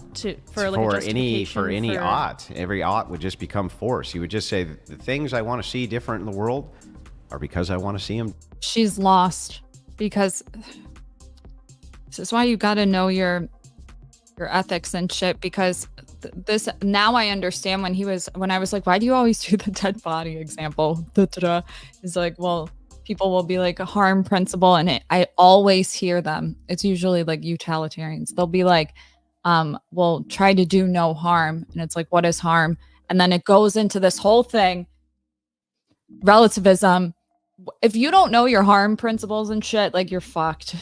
Like, and honestly, from just what I know from school and shit, the people that have the hardest time in debates are those people, utilitarians, because the trolley problem, 5 or 1, you know what I mean? It's like, well, we would only kill the one. It's like, there's never a right time to kill anybody for the sake of another person. Next. Different in the world. And then that would require force. So relativism will reduce to a force doctrine. But I'm curious why Christian ethics wouldn't also reduce to a force doctrine. Well, the Christian ethic can make a determination between an is and an ought. So we would make the odd claim that you should not utilize force for Come on. what we would consider oppression, which is hardly patriarchy. That's not oppressive. But yeah, we would make a justified moral claim. And that's how we would move forward in a moral conversation or in not. But from your case, it's total and But what happens when the wrong people get that power? complete relativism. And you know it's relativism. Whatever worldview you come up with, absent religion, is going to reduce to relativism. And so we're just going to be right back to force again. I mean, what if God isn't real? Then Do you think that has any effect on? Same justification you do to appeal to force. So What could I hap- not make up my own thing that tells me what is right and wrong, and I can lead back to that? It won't. When Andrew was like, so how do you know what's right and wrong? Whatever I say goes, I make it up. Be relativism because I That have would be this thing relativism, yeah. I'm curious how that's different from saying that it comes from God. Because from there's divine philosophical proofs for God. If there's no philosophical Uh-oh. proofs that you could present for whatever your flying spaghetti monster is, then we would read. This is a good tactic when you believe in Christian ethics, because a lot of people don't want to debate if God is real or not. But if you go into it, baby, she's gonna have to concede. Reject Like it. she'll lose it. I don't know if we want to get. I'm actually curious what the philosophical proofs that God exists would be, or Well, you mean before philosophical we- proof that? before we get into it- yeah, that might be a little. Yeah, before we would get into a philosophical proof, though, just remember I don't have to justify one because you don't have to justify one. So there's no, in other words, coming to me and asking me, can you make a justification for a thing which I can't justify? Why would I need to do that? We would just assume immediately that you disbelieve whatever my I don't justification understand would it. be, right? Because you don't hold it, Justification for right? justifying. So you don't believe it. So if that's the case, we're still going to be reduced to just appealing to force again.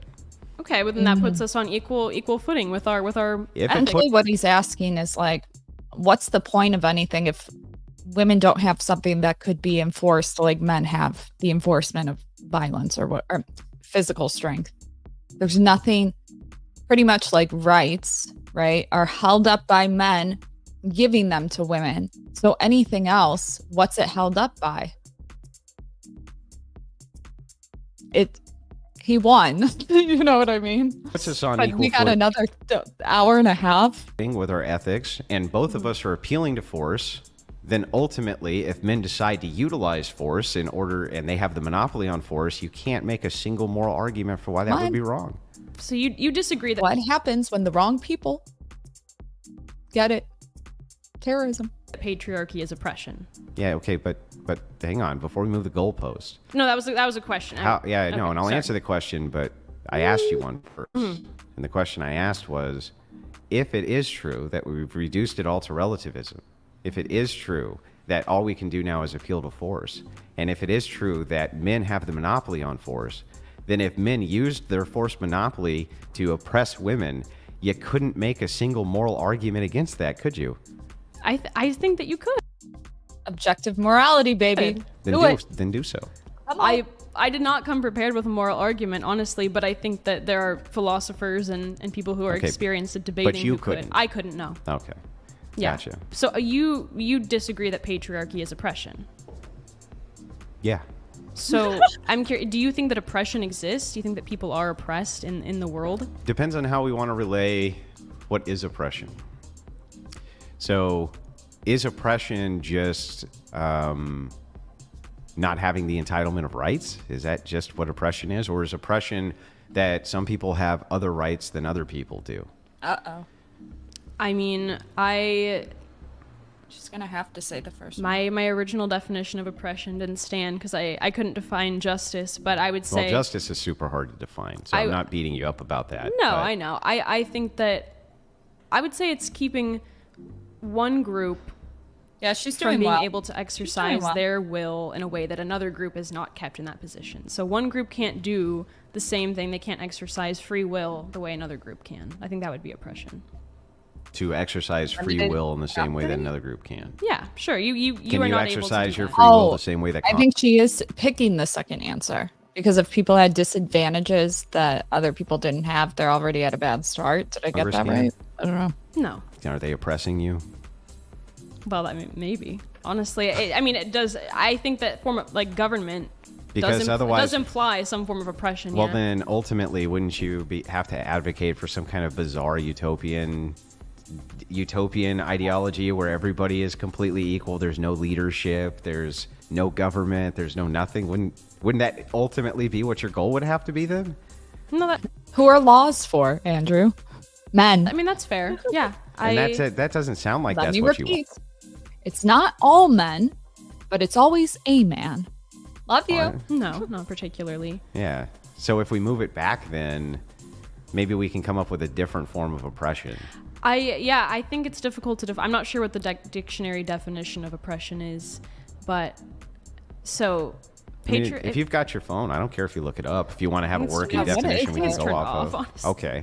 Oppression. But Prolonged, cruel, or men unjust being treatment. able to exert force whenever they would like over women, whether they choose to or not, is not oppression to you. You don't think that constitutes the oppression of women.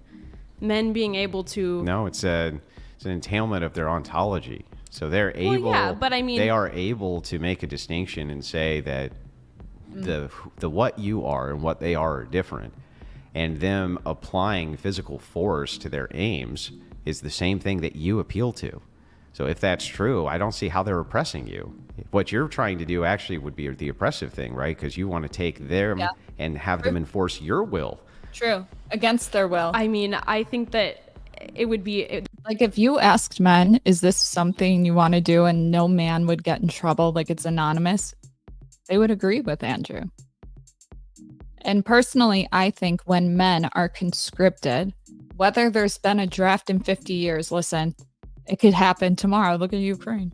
You know what I mean? So because you conscript men and not women against their will, right? Because guys don't get the choice. That's why it's selective service.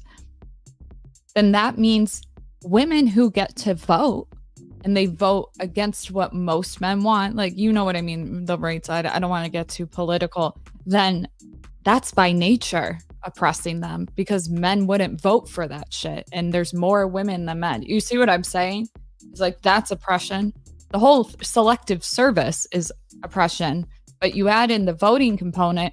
Why doesn't a woman, like how it used to be back in the 1900s or whatever, was that men who went to war got the right to vote. All men went to war, right?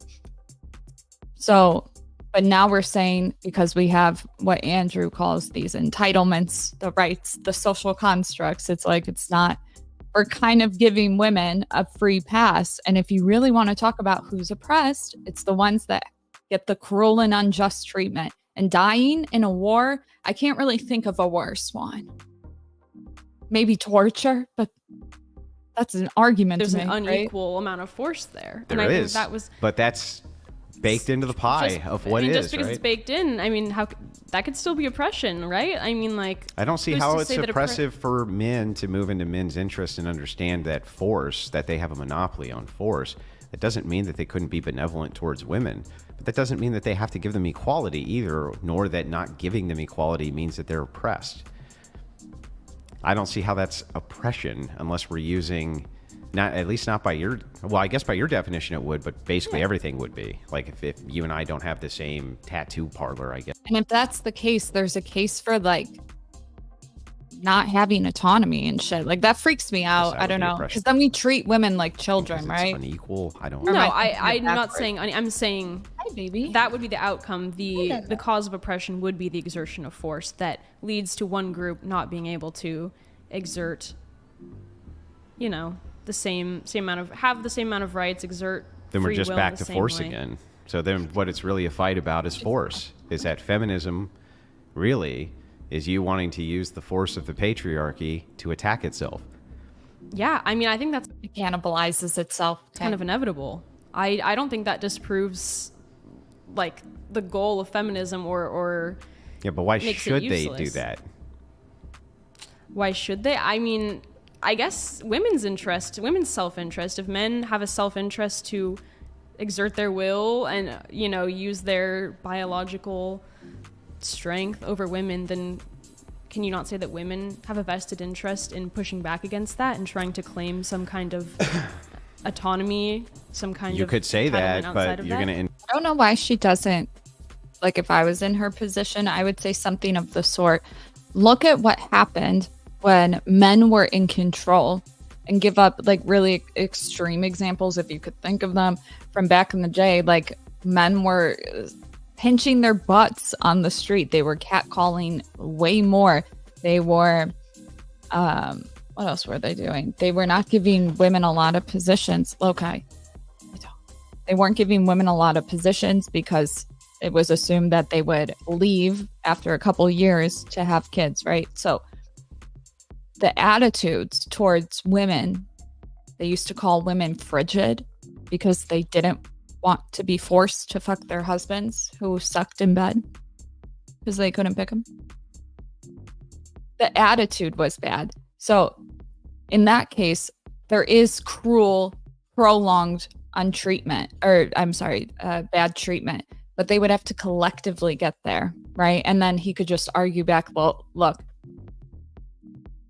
changed, you know, but still, I don't know. End up with this problem, which is if that's true and it's just a game of force between the sexes, with the weaker sex attempting to utilize the stronger sex to enforce their rights, then you would have no complaints if you're trying to utilize force for your aims for them to use force for theirs. And if that's the case, then you're at a huge disadvantage if they ever decide we're going to, because your moral argument goes out the window. And the reason that women and feminism is the whole issue right now. When do you think women couldn't pick their husbands in the US? When you give women freedom of choice and liberation, they don't pick most men. If they really had the freedom of choice, you know what I'm saying? Just saying. Has been so bad for them in the vote is because they used to have a moral high ground, and now they're a political tool because they have to use force. They have to use force for their political ideology, and they never had to before the vote, but now that they're involved in politics, they're literally voting on force doctrine because that's what law is. So it sounds like women are at a disadvantage in politics. Well, it sounds like if you really wanted them to not be at a disadvantage, you would remove them from politics, because then they could have an actual moral argument. But I mean, how can you say you're not at a disadvantage in politics if you're not a part of politics at all? You're not advantaged or disadvantaged. Well, no, they were a part of politics. It's just that they didn't have the right to vote. So they still had women's issues: clean air, clean water, education. There were women that held political positions throughout history, even during like Ottoman Empire and shit. Health. There was all sorts of women's issues, but they would make moral justifications for those issues, and they had a moral high ground because they weren't appealed to as a voting bloc. For instance, 1920, that's the 19th Amendment, okay? That was never voted on. There was no referendum by women for their own vote. Now imagine the irony of women getting the right to vote, but they refused to actually allow them to vote on it. Yeah, I mean, it is ironic. I would agree. It's not only ironic, but the reason that they didn't want them to vote on it is because everywhere that they tried those referendums, women voted against it because they didn't want to be political tools, because they knew that that would utilize. Like if we had a couple more years, we had Roombas coming. We would have had it so good. Fuck these jobs. They would have to utilize a force doctrine of men. So they'd have to vote that men enforce whatever their will was. That's why they didn't want it. That was one of the primary anti-suffragette arguments. And so that's why. That's why when I look at egalitarianism and equality, I see it as a great evil. Because I see people who basically want to appeal. If you see it as great evil, then what's the enforcement, Andrew? Just kidding. And utilize force against these various groups in order to enforce their will because they can't enforce it themselves. I mean, I guess I don't see how that makes it evil. It sounds like you don't really think that the use of force is necessarily evil, or the threat of force is necessarily evil. No, then neither do you. Because you've just said. What about when somebody with limited capacity to know what the fuck is going on, guys? When you give the wrong people religion, they do bad with it. We know this. Most are good, okay? I know that, but I'm just saying, you get the crazy ones who thinks they're the Messiah. That's where you see murders. 1,000 times Same. that you'll utilize it to get whatever it is that you want. Yeah, I don't think it's necessary. I don't think it's evil. I think that. But I think a doctrine, so why is I think a doctrine egalitarianism evil? of, well, because egalitarianism is trying to convince women that they're equal to men, while at the same time they have to appeal to men for their equality. It's not only a contradiction, but they're puppets. Get it, ladies? You're puppets. it's insanity, because it ultimately sets them up for failure, believing that they're equal with a patriarchal system, which could at any time take away whatever their perception is of equality. They can just overnight gone, and there's not really anything women can do about it. It's insane to me to think that a bunch of rich industrialists were able to convince women, and they didn't even really convince them. They convinced congressmen, which is how you got the 19th, but a bunch of rich industrialists convinced women that they were best served being men, and they're not. They're not best served being men. They're not best served out in the workforce. That's not their function. Never really has been their function. What about the hundreds, thousands of women, just out of curiosity, that cut their hair and presented as men so they could fight in the war? Like, would they still, like, to me, when you're going into war, I feel like you should have the right to vote, period. Because you're upholding society, right? With force. And they're just kind of pretending. But I mean, who's to say that? How can you be the judge of that? That what we got our pointless jobs like human resources that men created, so we had something to do. Fuck you. What best serves women is, I mean, because right now we can look at the current society which we live in, and we can understand how we got here. And we can understand, we'll start with the birth rate, which you talk about quite a bit, okay? Being in the toilet, that's due to anti-natalist feminist policy and all. If women have evolved and they're hypergamous to pick the best mate, most men are not reproducing. Shit, most countries are not reproducing. Something tells me that nature says they shouldn't. Right? When women have choice and they don't pick most men, they have the innate nature, right, to pick whoever that's better, but they're not reproducing. That's the biggest argument I have on when men should improve. Obviously, slippery slope. It's kind of hard to tell when feminists are like, be a man, versus like, should men really step up? I think they do need to step up. I don't think it's us to say it, though. I think other men have to, like initiation and shit. Also, but how can you say that the birth rate declining is not due to pollutants in the water? It's not due to the way we eat, which is or men. It's due to birth horrible. control. I'm kidding. But I mean, how can you say that? There's Because we a have number. all the data that shows that it's due to birth control. What data shows that eliminates all confounding factors of pollution of? Because if you take a scale, there's actually a scale, and you can look it up now on your phone if you want to. But you can actually watch when birth control is introduced in the 70s, and you can see the birth rates go right, and But marriage rates. So these two graphs that he's talking about, I don't know the scale. I'm assuming it's like automated somewhere. But when you look at when birth control is introduced, the birth rates go down significantly. And somebody's going to counter and say, well, causation, correlation, whatever the fuck. That's a pretty, like, I mean, it's almost identical. That's a pretty big correlation. You know what I'm saying? It's like, okay, you're not wrong semantically, you know? Nothing about causation. On a massive decline, and the same thing with abortion.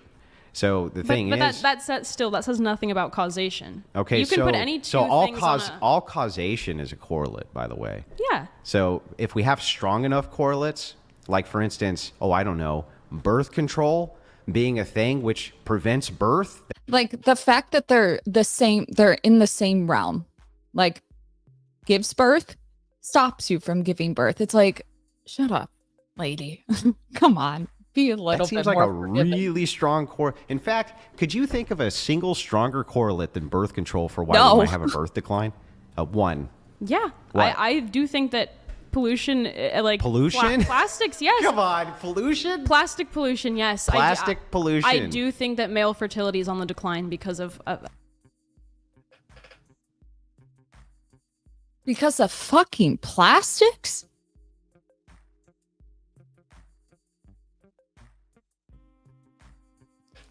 Most people don't even.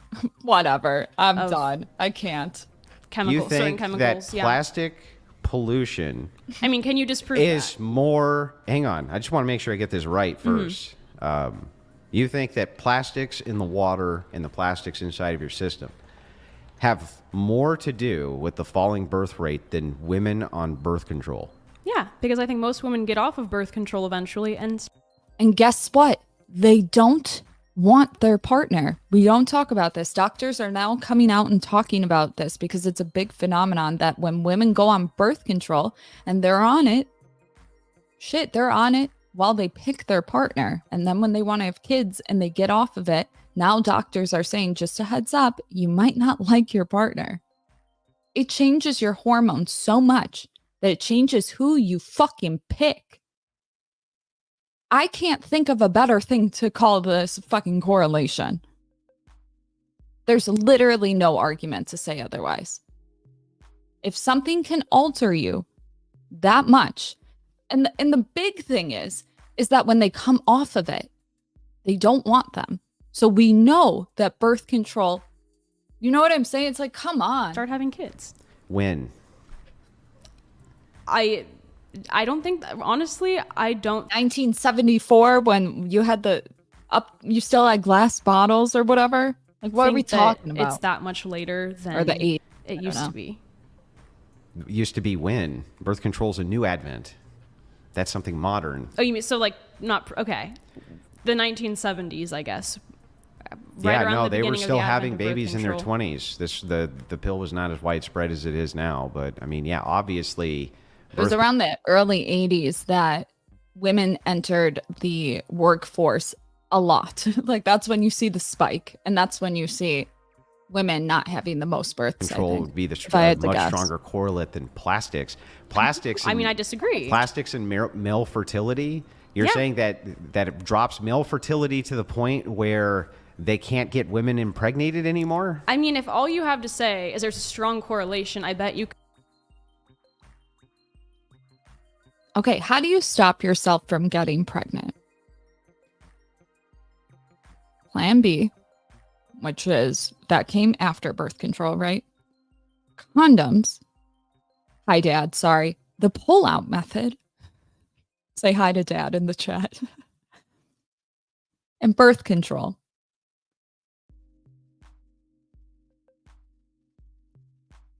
Bold.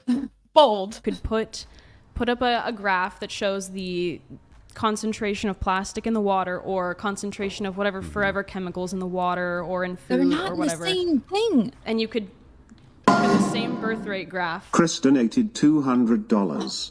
She said pollution because she wants to win an argument. Right. She's not interested in getting to the actual truth.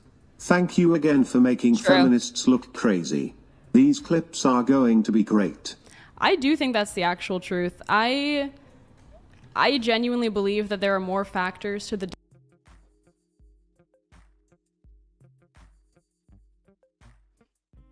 The only thing that I can give her the benefit of the doubt is that she's trying to keep a nuanced perspective.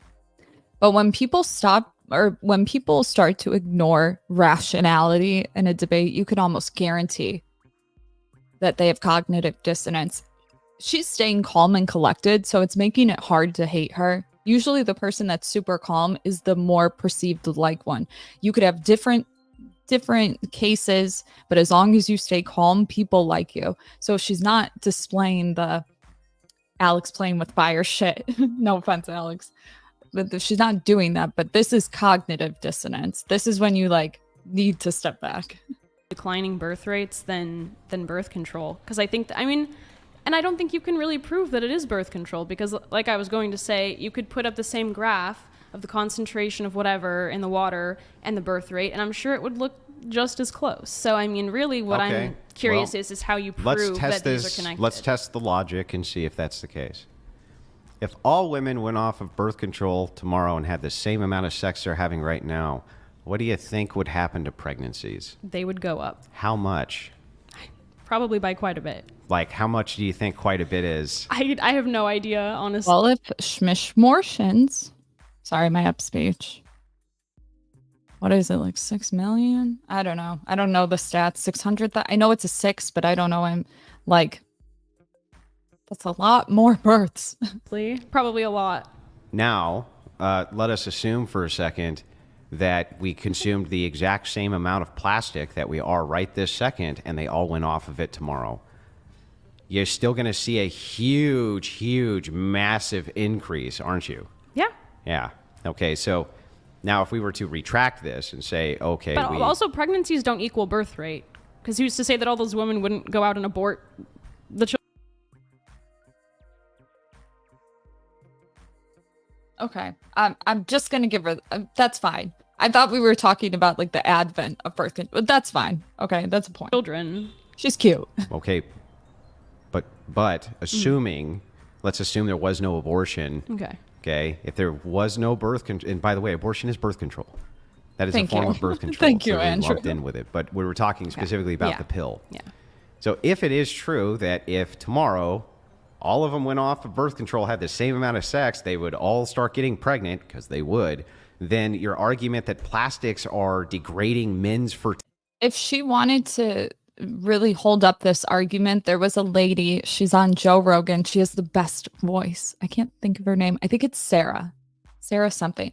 She was a researcher who she had to do like a dissertation or something, and all the doctors that graduated were telling her, you got to do phthalates and its effects on pregnant women. And I guess they had noticed that phthalates, which is PTHALATES, you've probably seen it. The pregnant women, it was like the ones that weren't exposed to it or something, child ended up a certain way, but then the ones exposed to it, child ended up a different way. I can't remember it exactly, but I know she was on Joe Rogan. I'm pretty sure her name's Sarah. And it was like, she could really like, Andrew would probably just be like, well, that's a correlation, isn't it? How do you know it's the phthalate? It could be anything. It's just like a circular argument. You know what I mean? Fertility must not be a very good argument. I mean, I guess you could make the same argument if you took all the plastics out of the water, but all the women were still on birth control. Also, I don't know the direct correlation with the fertility in men. That would be hard to follow, but maybe it was that. I'll concede that there are a lot of issues that are male related in terms of not being able to get pregnant, and now we're starting to talk about it. Now there's research coming out. I can't remember exactly what, but it's something that I was like, whoa. I don't know. I believe what would happen? I believe they would all magically get pregnant now. No, but I do believe that the birth rate probably would increase. Yeah, but not like it would if you took them off the pill. So if you were to get all the plastics out of men's systems, right, and women were just do the access to sex. still on birth control, still no more babies, right? Well, no, that's fair. I'm just saying I don't. But the opposite, lots more babies, right? So yeah, okay, I will. So agree with which you that is it the stronger correlate? I will agree with you that it is stronger, Yeah. but I don't think that you can say that it's the sole cause, or that there is an orchestrated campaign. Because okay, I'm curious what who is behind this anti-natalist campaign, and what is the goal to get the birth rate to decline? What is the in the 70s? Do you think that corporations have an incentive to keep women working? If we really go back to how women entered the workforce after World War II or whatever, they want to tax. Let's tax women. Like, they get more taxes. That's just one way of looking at it. But wasn't it done by the Rockefellers? I don't like to say their name on YouTube. Sorry. There's absolutely an incentive to keep women from not having children. Even hear about it this way. Elon Musk was offering stipends or some shit to when the whole Roe versus Wade came out. He's like, I will pay for you guys that work with the company to go get a schmishmortion from another state, like a couple $1,000s. And people were like, oh, he's really fighting for women's rights. All I see is like, bold of you to put that on Twitter. We're not all stupid. Like, what the fuck? Nothing says I need workers. Shit, that will take a lesser pay. Sorry, I have to. There was, well, I mean, this goes Like, back, what the but we'll fuck? start with what's called the population bomb. Have you ever heard of that book? No. Okay, well, the population bomb was a book which was written by anti-natalists who were citing the warning bells, saying that the world was going to become overpopulated and our resources were going to be stretched thin and there was going to be mass starvation across the planet. They started dropping this book, The Population Bomb, all over the world, in third world nations, even, and I mean, it was widely spread in first world nations, and it was adhered to as a looming problem. It was all over the media, and it stayed all over the media. But there was a big problem. And the thing is that while these anti-natalists were pushing for this, none of the things which they claimed were going to happen due to the high population actually happened. The opposite happened. It turns out the more people you have, the more hands you have, and the more you can do what are basically logistics, right? So you need truckers, and you need boat captains, and you need farmers, and you need all of the, and what's happened, the more people we get, the easier it is to get supplies to people who really need them. And that has been the consequence of a larger population, that you can get your cell phone made in China from parts which come in from all over the world, centralized there. They make them all in a batch. They send them to North America, and all of this happens within a couple of days. That's a massive undertaking that requires serious human power to do. The anti-natalist movement would have curtailed all of that. And yes, it has been something which has been pushed. The book, The Population Bomb, which you can look up, and you can look up the entire sequence of events behind it where they were dropping it all over the world. We should do Yes, a there was video an on that. anti-natalism push, and there still is an anti-natalism push. One form of anti-natalism is trying to convince younger women to destroy their fertile years by going to school and going to college and getting... One of my biggest things is like, if I had to tell women anything, or if I could put something into public policy, I think we need to change around the school system. Women should be incentivized to find family early, within their earlier 20s, not even for the fertility component. But when women get married to men, good men, okay, malleable men, ladies, okay, it gives men purpose. A lot of the issues right now is men don't have incentives and women don't like men. Okay, period. If men's like purpose would be family, to provide for the family, they got corn. You know what I mean? So if we incentivized women, and then we I don't know what the other word is, we celebrate, you know what I'm saying, women, and helped women easily get jobs after their 30s if they want them. Like, there needs to be a cut in university school degrees. Like, we should have more on-the-job training, but it should be easier to go to school at a later time. Because a lot of moms have an issue that when they have the kids, they can't even go back to school. It's too hard. There's not enough money for it. Yeah, they can get loans and shit, but like, it's kind of difficult. So that's my take. I think it would help men too, like a byproduct. I think it would be better for society. I don't know. Put your thoughts. and tons of student debt, which they have the majority of student debt over men. It's not even close. Men have the most credit card debt. And instead of having a family when they're young, that's anti-natalism to me.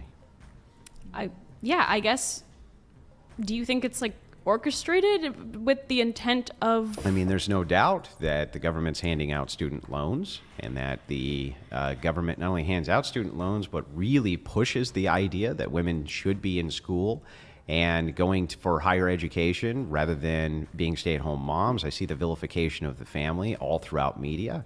Not only do I see the vilification of family, but they make men look like bumbling idiots inside of sitcoms and women the heroes constantly.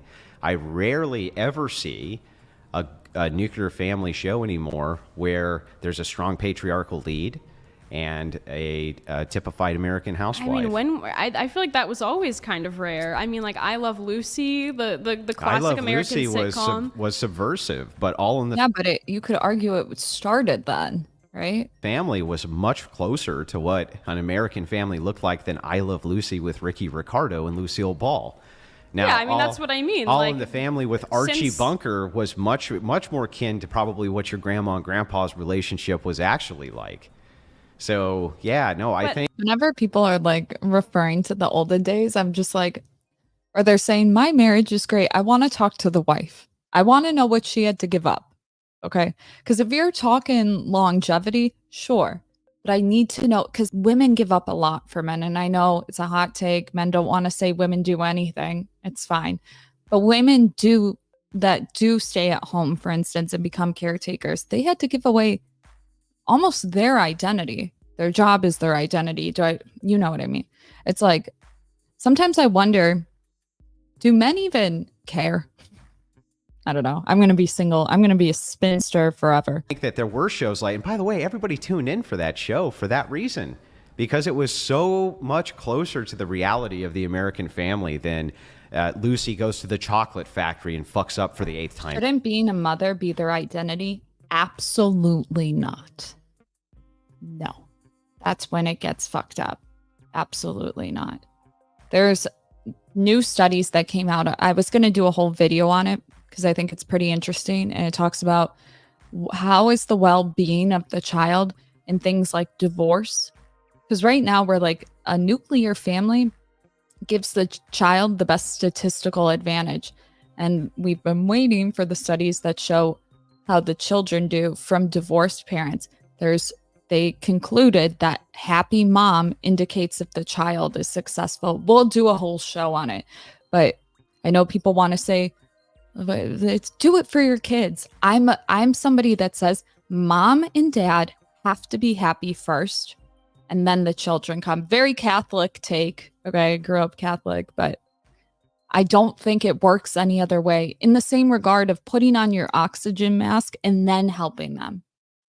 Think about it. If you're trying to help your kid without an oxygen mask, hope you don't die, because now both of you do. This week. I know. I'm just saying I don't think these things are new. I don't think that they're, in my opinion, I don't think that they're an orchestrated like anti-natalist push. I mean, who's to say that some women's realities are not that their husbands are bumbling idiots? I mean, there are so many, I mean, hundreds and hundreds of documents which have been published, everything from CIA projects, which produced anti-natalist results and a push for anti-natalist results. You might think that that's conspiratorial, even though they're all declassified and you can read them.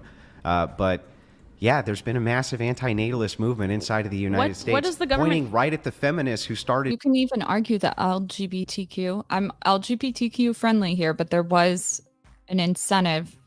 I can't find it anywhere. You guys know what I'm talking about. I have to be really careful with my language. There was a document somewhere where it was like the rainbow agenda. Can somebody find it for me? It was on Twitter. Feminism, who said they wanted to destroy the nuclear family, having children was slavery. They said it. All of them. And the reason I say the rainbow agenda is because they're obviously not going to reproduce. They can adopt, right? But well, that would be feminism. I'm saying, what does the government stand to gain from? Because honestly, I understand what women in the 50s, 60s, and 70s stood to gain from, escaping, Money. I guess, the nuclear family. But what does the government stand to gain from demographic pressures? And it seems like that would only... There's only so much of this I can get into because of the platform that we're on. Okay, so I am gonna have to move off in a second, just because we have to. Yeah. But I don't want to leave this hanging. I want to answer it. The federal government itself is at the mercy of lobbying groups. Congressmen and even presidents are essentially bought and paid for, not just here, but in Canada as well. And in South America, where you have lobbying that goes on a different way from drug cartels. But lobbyists themselves hold the keys to the power in the United States government, not the government. Yeah, I fully agree with that. Yeah. So, I mean, these lobbying groups, though, especially these feminist think tanks, which go to Congress with these various bills, one of the things that they push are abortion bills and the women's rights to have abortion, right? Right? How is that not anti-natalist policy that's orchestrated, centralized, then handed to the government? Because that's to a pass human rights and issue. hand out to the. But it's anti-natal. Well, your question question was.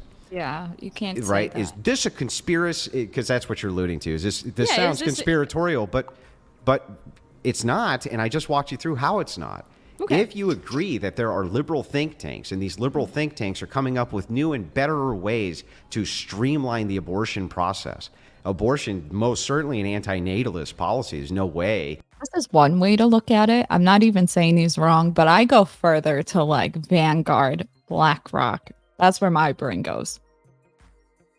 Thank you. PBD on Fresh and Fit did a phenomenal episode. I learned so much on this. That was eye-opening. It actually talks about what I'm talking about. It was a year ago for sure, but You could ever make claim that it's not. It most certainly is. I think he asked, if I remember correctly, just to be sure, he asked Myron and Fresh, how do you feel about corporations? That was like the intro. I forget why though. Is. And then they streamline that policy to politicians who then try to codify it into law. How in the world could this be conspiratorial? It's business as usual. Okay, well, if you really do, if we're saying that any sort of policy that could be construed as anti-natalist is as under the classification of anti-natalism, then sure, I guess I can. Well, what else is it? It's a human rights issue. It's a healthcare issue. I don't think any woman. No, I mean, what else is anti-natalist? Anytime, like if you're trying to make this argument, I'm pro-life. Okay, I could give you so many reasons why it needs to be treated with other human rights, whatever. But if I had to argue for her, ask a man, if your wife was in a car crash and you want to save either the mother or the, I don't know, put a month on it, and you could only save one, who would you save? And then it shuts them up. Some might pick, most of them would pick this. Most men. If you disagree with me, put it in the comments. And if you got rid of schmishmortion and all that stuff, it would be illegal to do that. It would be illegal to perform necessary medical, whatever the fuck. Like, oh well. That's what happened a lot in the back in the day too. Oh, what else? To me, the way I think of it is like an ideology. Are you what saying is the ideology for? What do you mean? I don't know any man that would say child. 22-year-olds, they get in a car accident. They just got married. No, I don't know any man that would rationally say, I mean, maybe, but if you get the call, I think most men would save their wives. I don't know. Isn't the ideology to stop reproduction? To me, anti-natalism would be, like an ideology that it well, is better then to. Abortion stops reproduction. But it's not an ideological thing. Oh, like, it's better to have fewer children. Of course it is. Of course it's an ideological. Society and civilization, literally by definition, needs people. You know what I mean? No, I think that the people who are fighting for abortion rights are not fighting for it because we should curtail reproduction. I think it's because whether you agree with this or not, because they don't want the responsibility of children. No, because women will die. They'll get unsafe abortions. There's very few I'll women. look into it. Very few women who have to deal with a pregnancy which is life-threatening. Very few. That is not true. I do not think that's true. The majority of abortions are not done due to life-threatening pregnancies. I can agree with you that the majority of abortions Well, that's what I meant. aren't, but I'm sorry. Sure. So, but even then, the majority of pregnancies, no, are not life-threatening. Just not so you know. life-threatening, But also on the abortion front, no, very few abortions have anything to do with the mother saving the mother's life. Almost none. Yes, it does. This is wrong. It absolutely does. At least in America. You guys know that this is like France has lobbied this shit into like their constitution. I don't know what it's actually called. I'm just using American words. Like around the world, this is a fundamental right. I think there should be other things in place. If you actually want my opinion about it, I will do another video up on it. But when he says Wait, what did he just say? Blah, blah, blah. When it comes to saving mother and child, and we're in the highest infant mortality rate, and we have the most women dying during childbirth, I don't know. Sometimes I think when people say that, they forget about the infant mortality rate, but that's where we're leading in the world. Literally, that's it. With all the hospital advancements, we can't even keep them alive? Crazy. So, and it absolutely does matter. And I've done a lot of research on this, like, because I thought about it. I was like, I'm pro-life. How do I feel about that's a hard moral dilemma when you're pro-life. Why is it okay to save mother, not, you know what I'm saying? So I've thought about this. I've done a lot of research. It absolutely is a thing with schmishmortion. Yeah, they're the exception to the rule. I'm saying the people who are promoting, arguing for it, these feminist think tanks are not. They want it up to 9 months. They're not, but they're not coming at it That's with the insane. ideology. What else could they be coming at it with if they Women's want an abortion healthcare. at 9 months? That's not health care. Autonomy. I don't like the idea of like elective. I'm talking in the most dire situation. Like, this makes me so uncomfortable when I hear them talk about the 9 months thing. Like, it actually makes me want to throw up. Forget The right to choose things along That's those lines. all Feminism but that's what things. anti-natalism, the ideology, is about. It's about autonomy It's and about women's right to reducing the choose. burden on women and on society from other human beings. It's a reduction of the burden. It requires necessarily that you reduce the population. Of course, abortion's anti-natalist. Of course, the pill is anti-natalist. All of these things are anti-natalism. There's no, I don't know how you would argue. I mean, that. maybe that's just my misunderstanding of what anti-natalism is. Yeah. Just one question on the abortion topic. Yeah. Do you think that, is there a cutoff for you in terms of, when women can get abortion? Should it be up until the point of right up until birth, or what's your position there? No, I would say the cutoff for me would be at the point where Viability? delivering is an option. Okay. If there is a, for instance, if there was a medical emergency, preeclampsia, something like that. What's wrong with people? Oh, she's talking about if a complication arises. Okay, that's what I'm kind of talking about. But I don't know. I think it's so obvious. Like, they always trying to do the timeline. We all know what pregnancy brings. The fact that birth control exists proves that. You know what I'm saying? The real question we should be asking is there ever a right time to end somebody? That's what the real question is, but we get caught up in this whole other thing. Is there ever a right time? When you do the trolley dilemma, the answer to it is there's never a right time to kill somebody. Some would argue self-defense, but that's a new thing. Technically, there's never a right time. So when we talk about schmishmortion, the real question is there ever the right moment? Personally, self-defense in this situation is like the medical shit that can arise with infant mortality and the maternal mortality or whatever. If the child can actually be delivered, I would say in that case that you should default to delivery. But there are children. But would you consider it murder if you didn't? No. No, well then why? So then I don't understand this. Maybe you can help me out with this. Yeah. Wait, what? Why is... Thank you for the super chat. Keep it girl off OnlyFans one chat at a time. The issue is the law is in place right now. It's more complicated than you're saying. No, I know. I'm not saying that it's not. I'm just saying my personal opinion. If you had to ask me, I can understand though that people don't think like me, right? I think it. No. It's one of those things where you look at the rest of the world and what they're doing. But it's America. We always do the opposite. I don't know. I think you should save mom first. Hot take, I guess. I don't know. Is it other than... And what I'm saying is if the child or mom could die and you had to save one or the other. Just, I don't know, some preference for ick. That if I ask you, if the law says they can get an abortion at 7 months, you say, no, I prefer that they have it then. I go, okay, but let's assume the law Ashley, we're testing hypotheticals. We're not talking about reality. says that Obviously. they don't have to. Talking about saving the mom or the You baby. consider that murder, you say no. How is that not? I think that murder is the taking of the life of a person, and I really don't think you have personhood until after birth. Even at 9 months?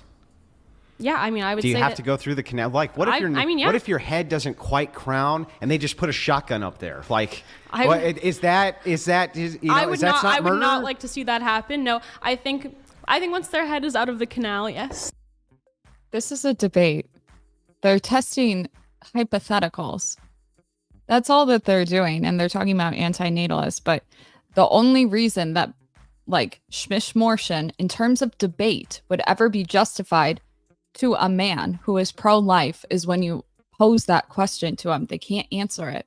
Well, they try, but it goes against their logic. Okay, but You're it's a not person. quite there, right? It's going, ooh, you know, they're about to do a push and he walks in and he just blasts. But That's not murder. I'm honest. I want to question. That's not murder?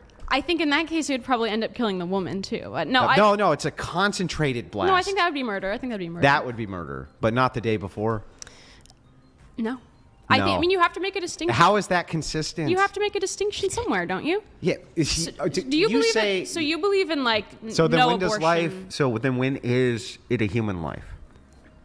The point to this, you guys, I hear what you're saying. Save the baby 100%. So you are admitting that there is a right time to kill somebody because essentially you could save mom, but you choose to save baby. You are letting her die. That's why it's such a controversial thing. It doesn't line up with logic.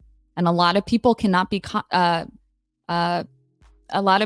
be consistent on it. It's like a double conundrum.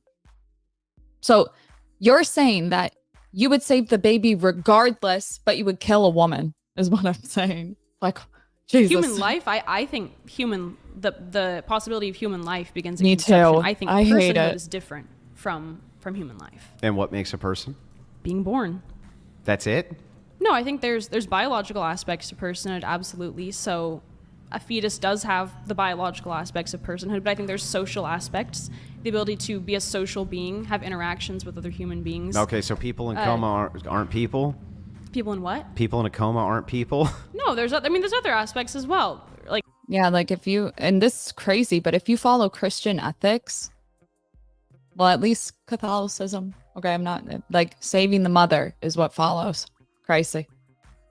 Thank you for the super chat. Keep your girl off OnlyFans one chat at a time. Save the viable life first, but it's complicated. Yeah, but it's saying that you would kill the mom then. So then the whole thing about it's a life, you should cherish life goes out the window. You see what I'm saying? It's like, oh, fuck. Like while people think they're consistent by saying save the baby because the baby has a life, you're inadvertently saying, but it's okay to kill mom. So it's like, you fucked. There's no right answer. the ability to rationalize, to have an awareness of yourself. People in Coma? comas Oh, I can't hate that rationalize. one. I mean, do we take hate people in that comas one. off life support all the time? Oh, here we go. But we also leave them alive, and if Living_, donated $200. Nobody disputes men are the physical enforcers. The issue is the implication. If women control men's actions, women would be the actual enforcement arm, men would just be the proxy. Also No. prove God. If women decided we're going on a sex strike, right? Women were like, we're not going to fuck them until they act right. Men still have enforcement. PLS. Thank you, Living. Appreciate it. If you guys want to continue on with your point, though, go ahead. Yeah. so we were discussing why it is that the day that the shotgun goes up, that's no bueno, that's murder. But the day before, it's not. Yeah, because I mean, I think you I know have to you make were a talking distinction about mom. somewhere. There It's was other people inevitable. I talking about mean, baby. you could make the distinction at the day before birth or 2 days before, but you're always going to run into the question of why. And I do think that there are certain, I mean, okay. I actually did a lot of research on this.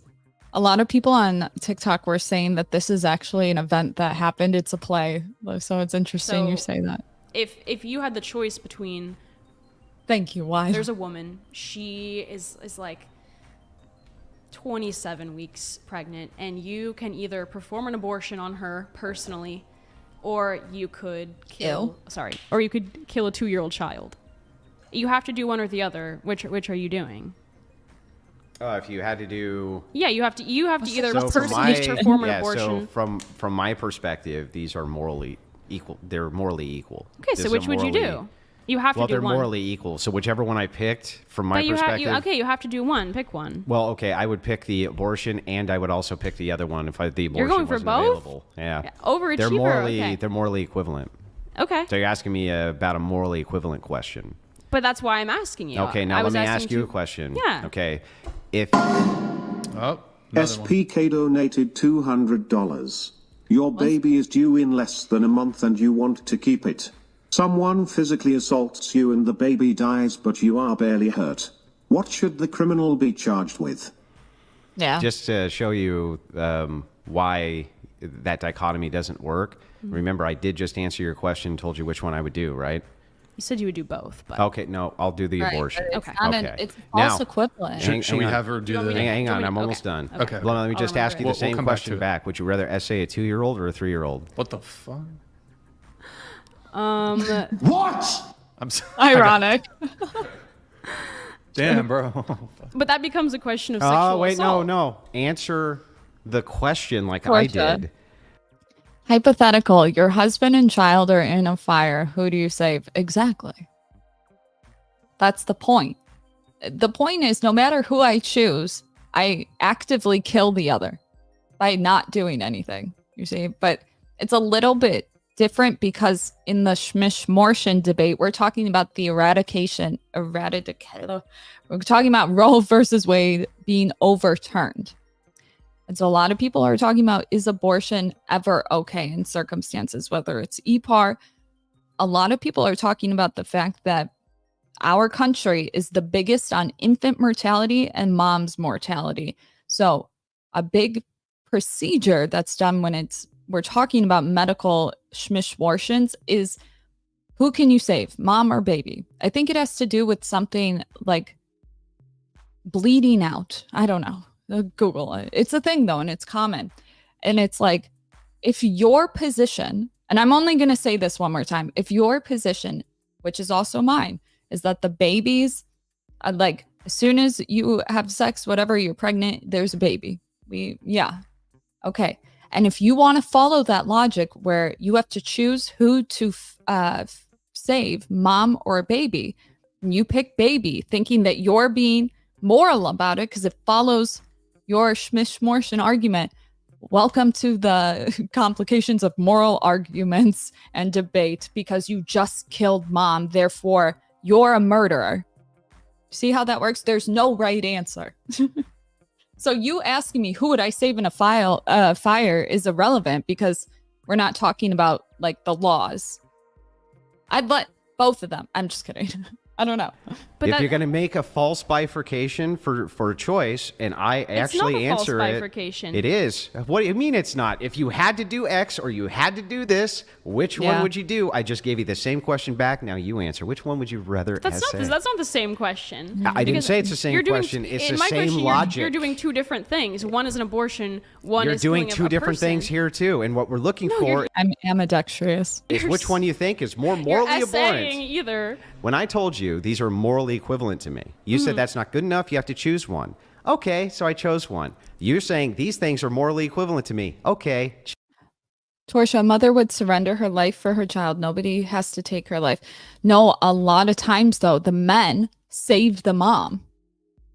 So like when men are talking about pro-life, which I am, like if you want to get them in a conundrum because they believe pro-life, blah, blah, blah, you ask them a question like that. Most men would pick wife. That's why it's tricky.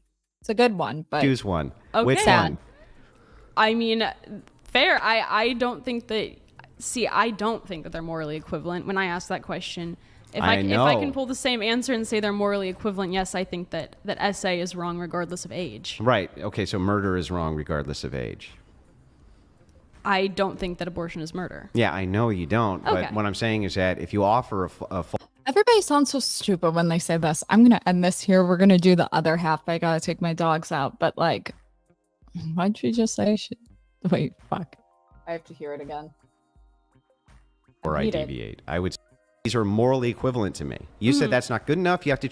Oh, when she says that, oh, it's still murder to me, it's like, you're missing the point. She's like, I believe it's murder after this week's. You're missing the point. The question is there ever a right time to end somebody? That's what these Schmishmortian debates are talking about. Whether it's a life, like, you're just gonna, you already have your set beliefs. There's no point in trying to convince the other person that it's a baby. You know what I mean? Like, there's no fucking point. So the real question is there ever a right time to do that?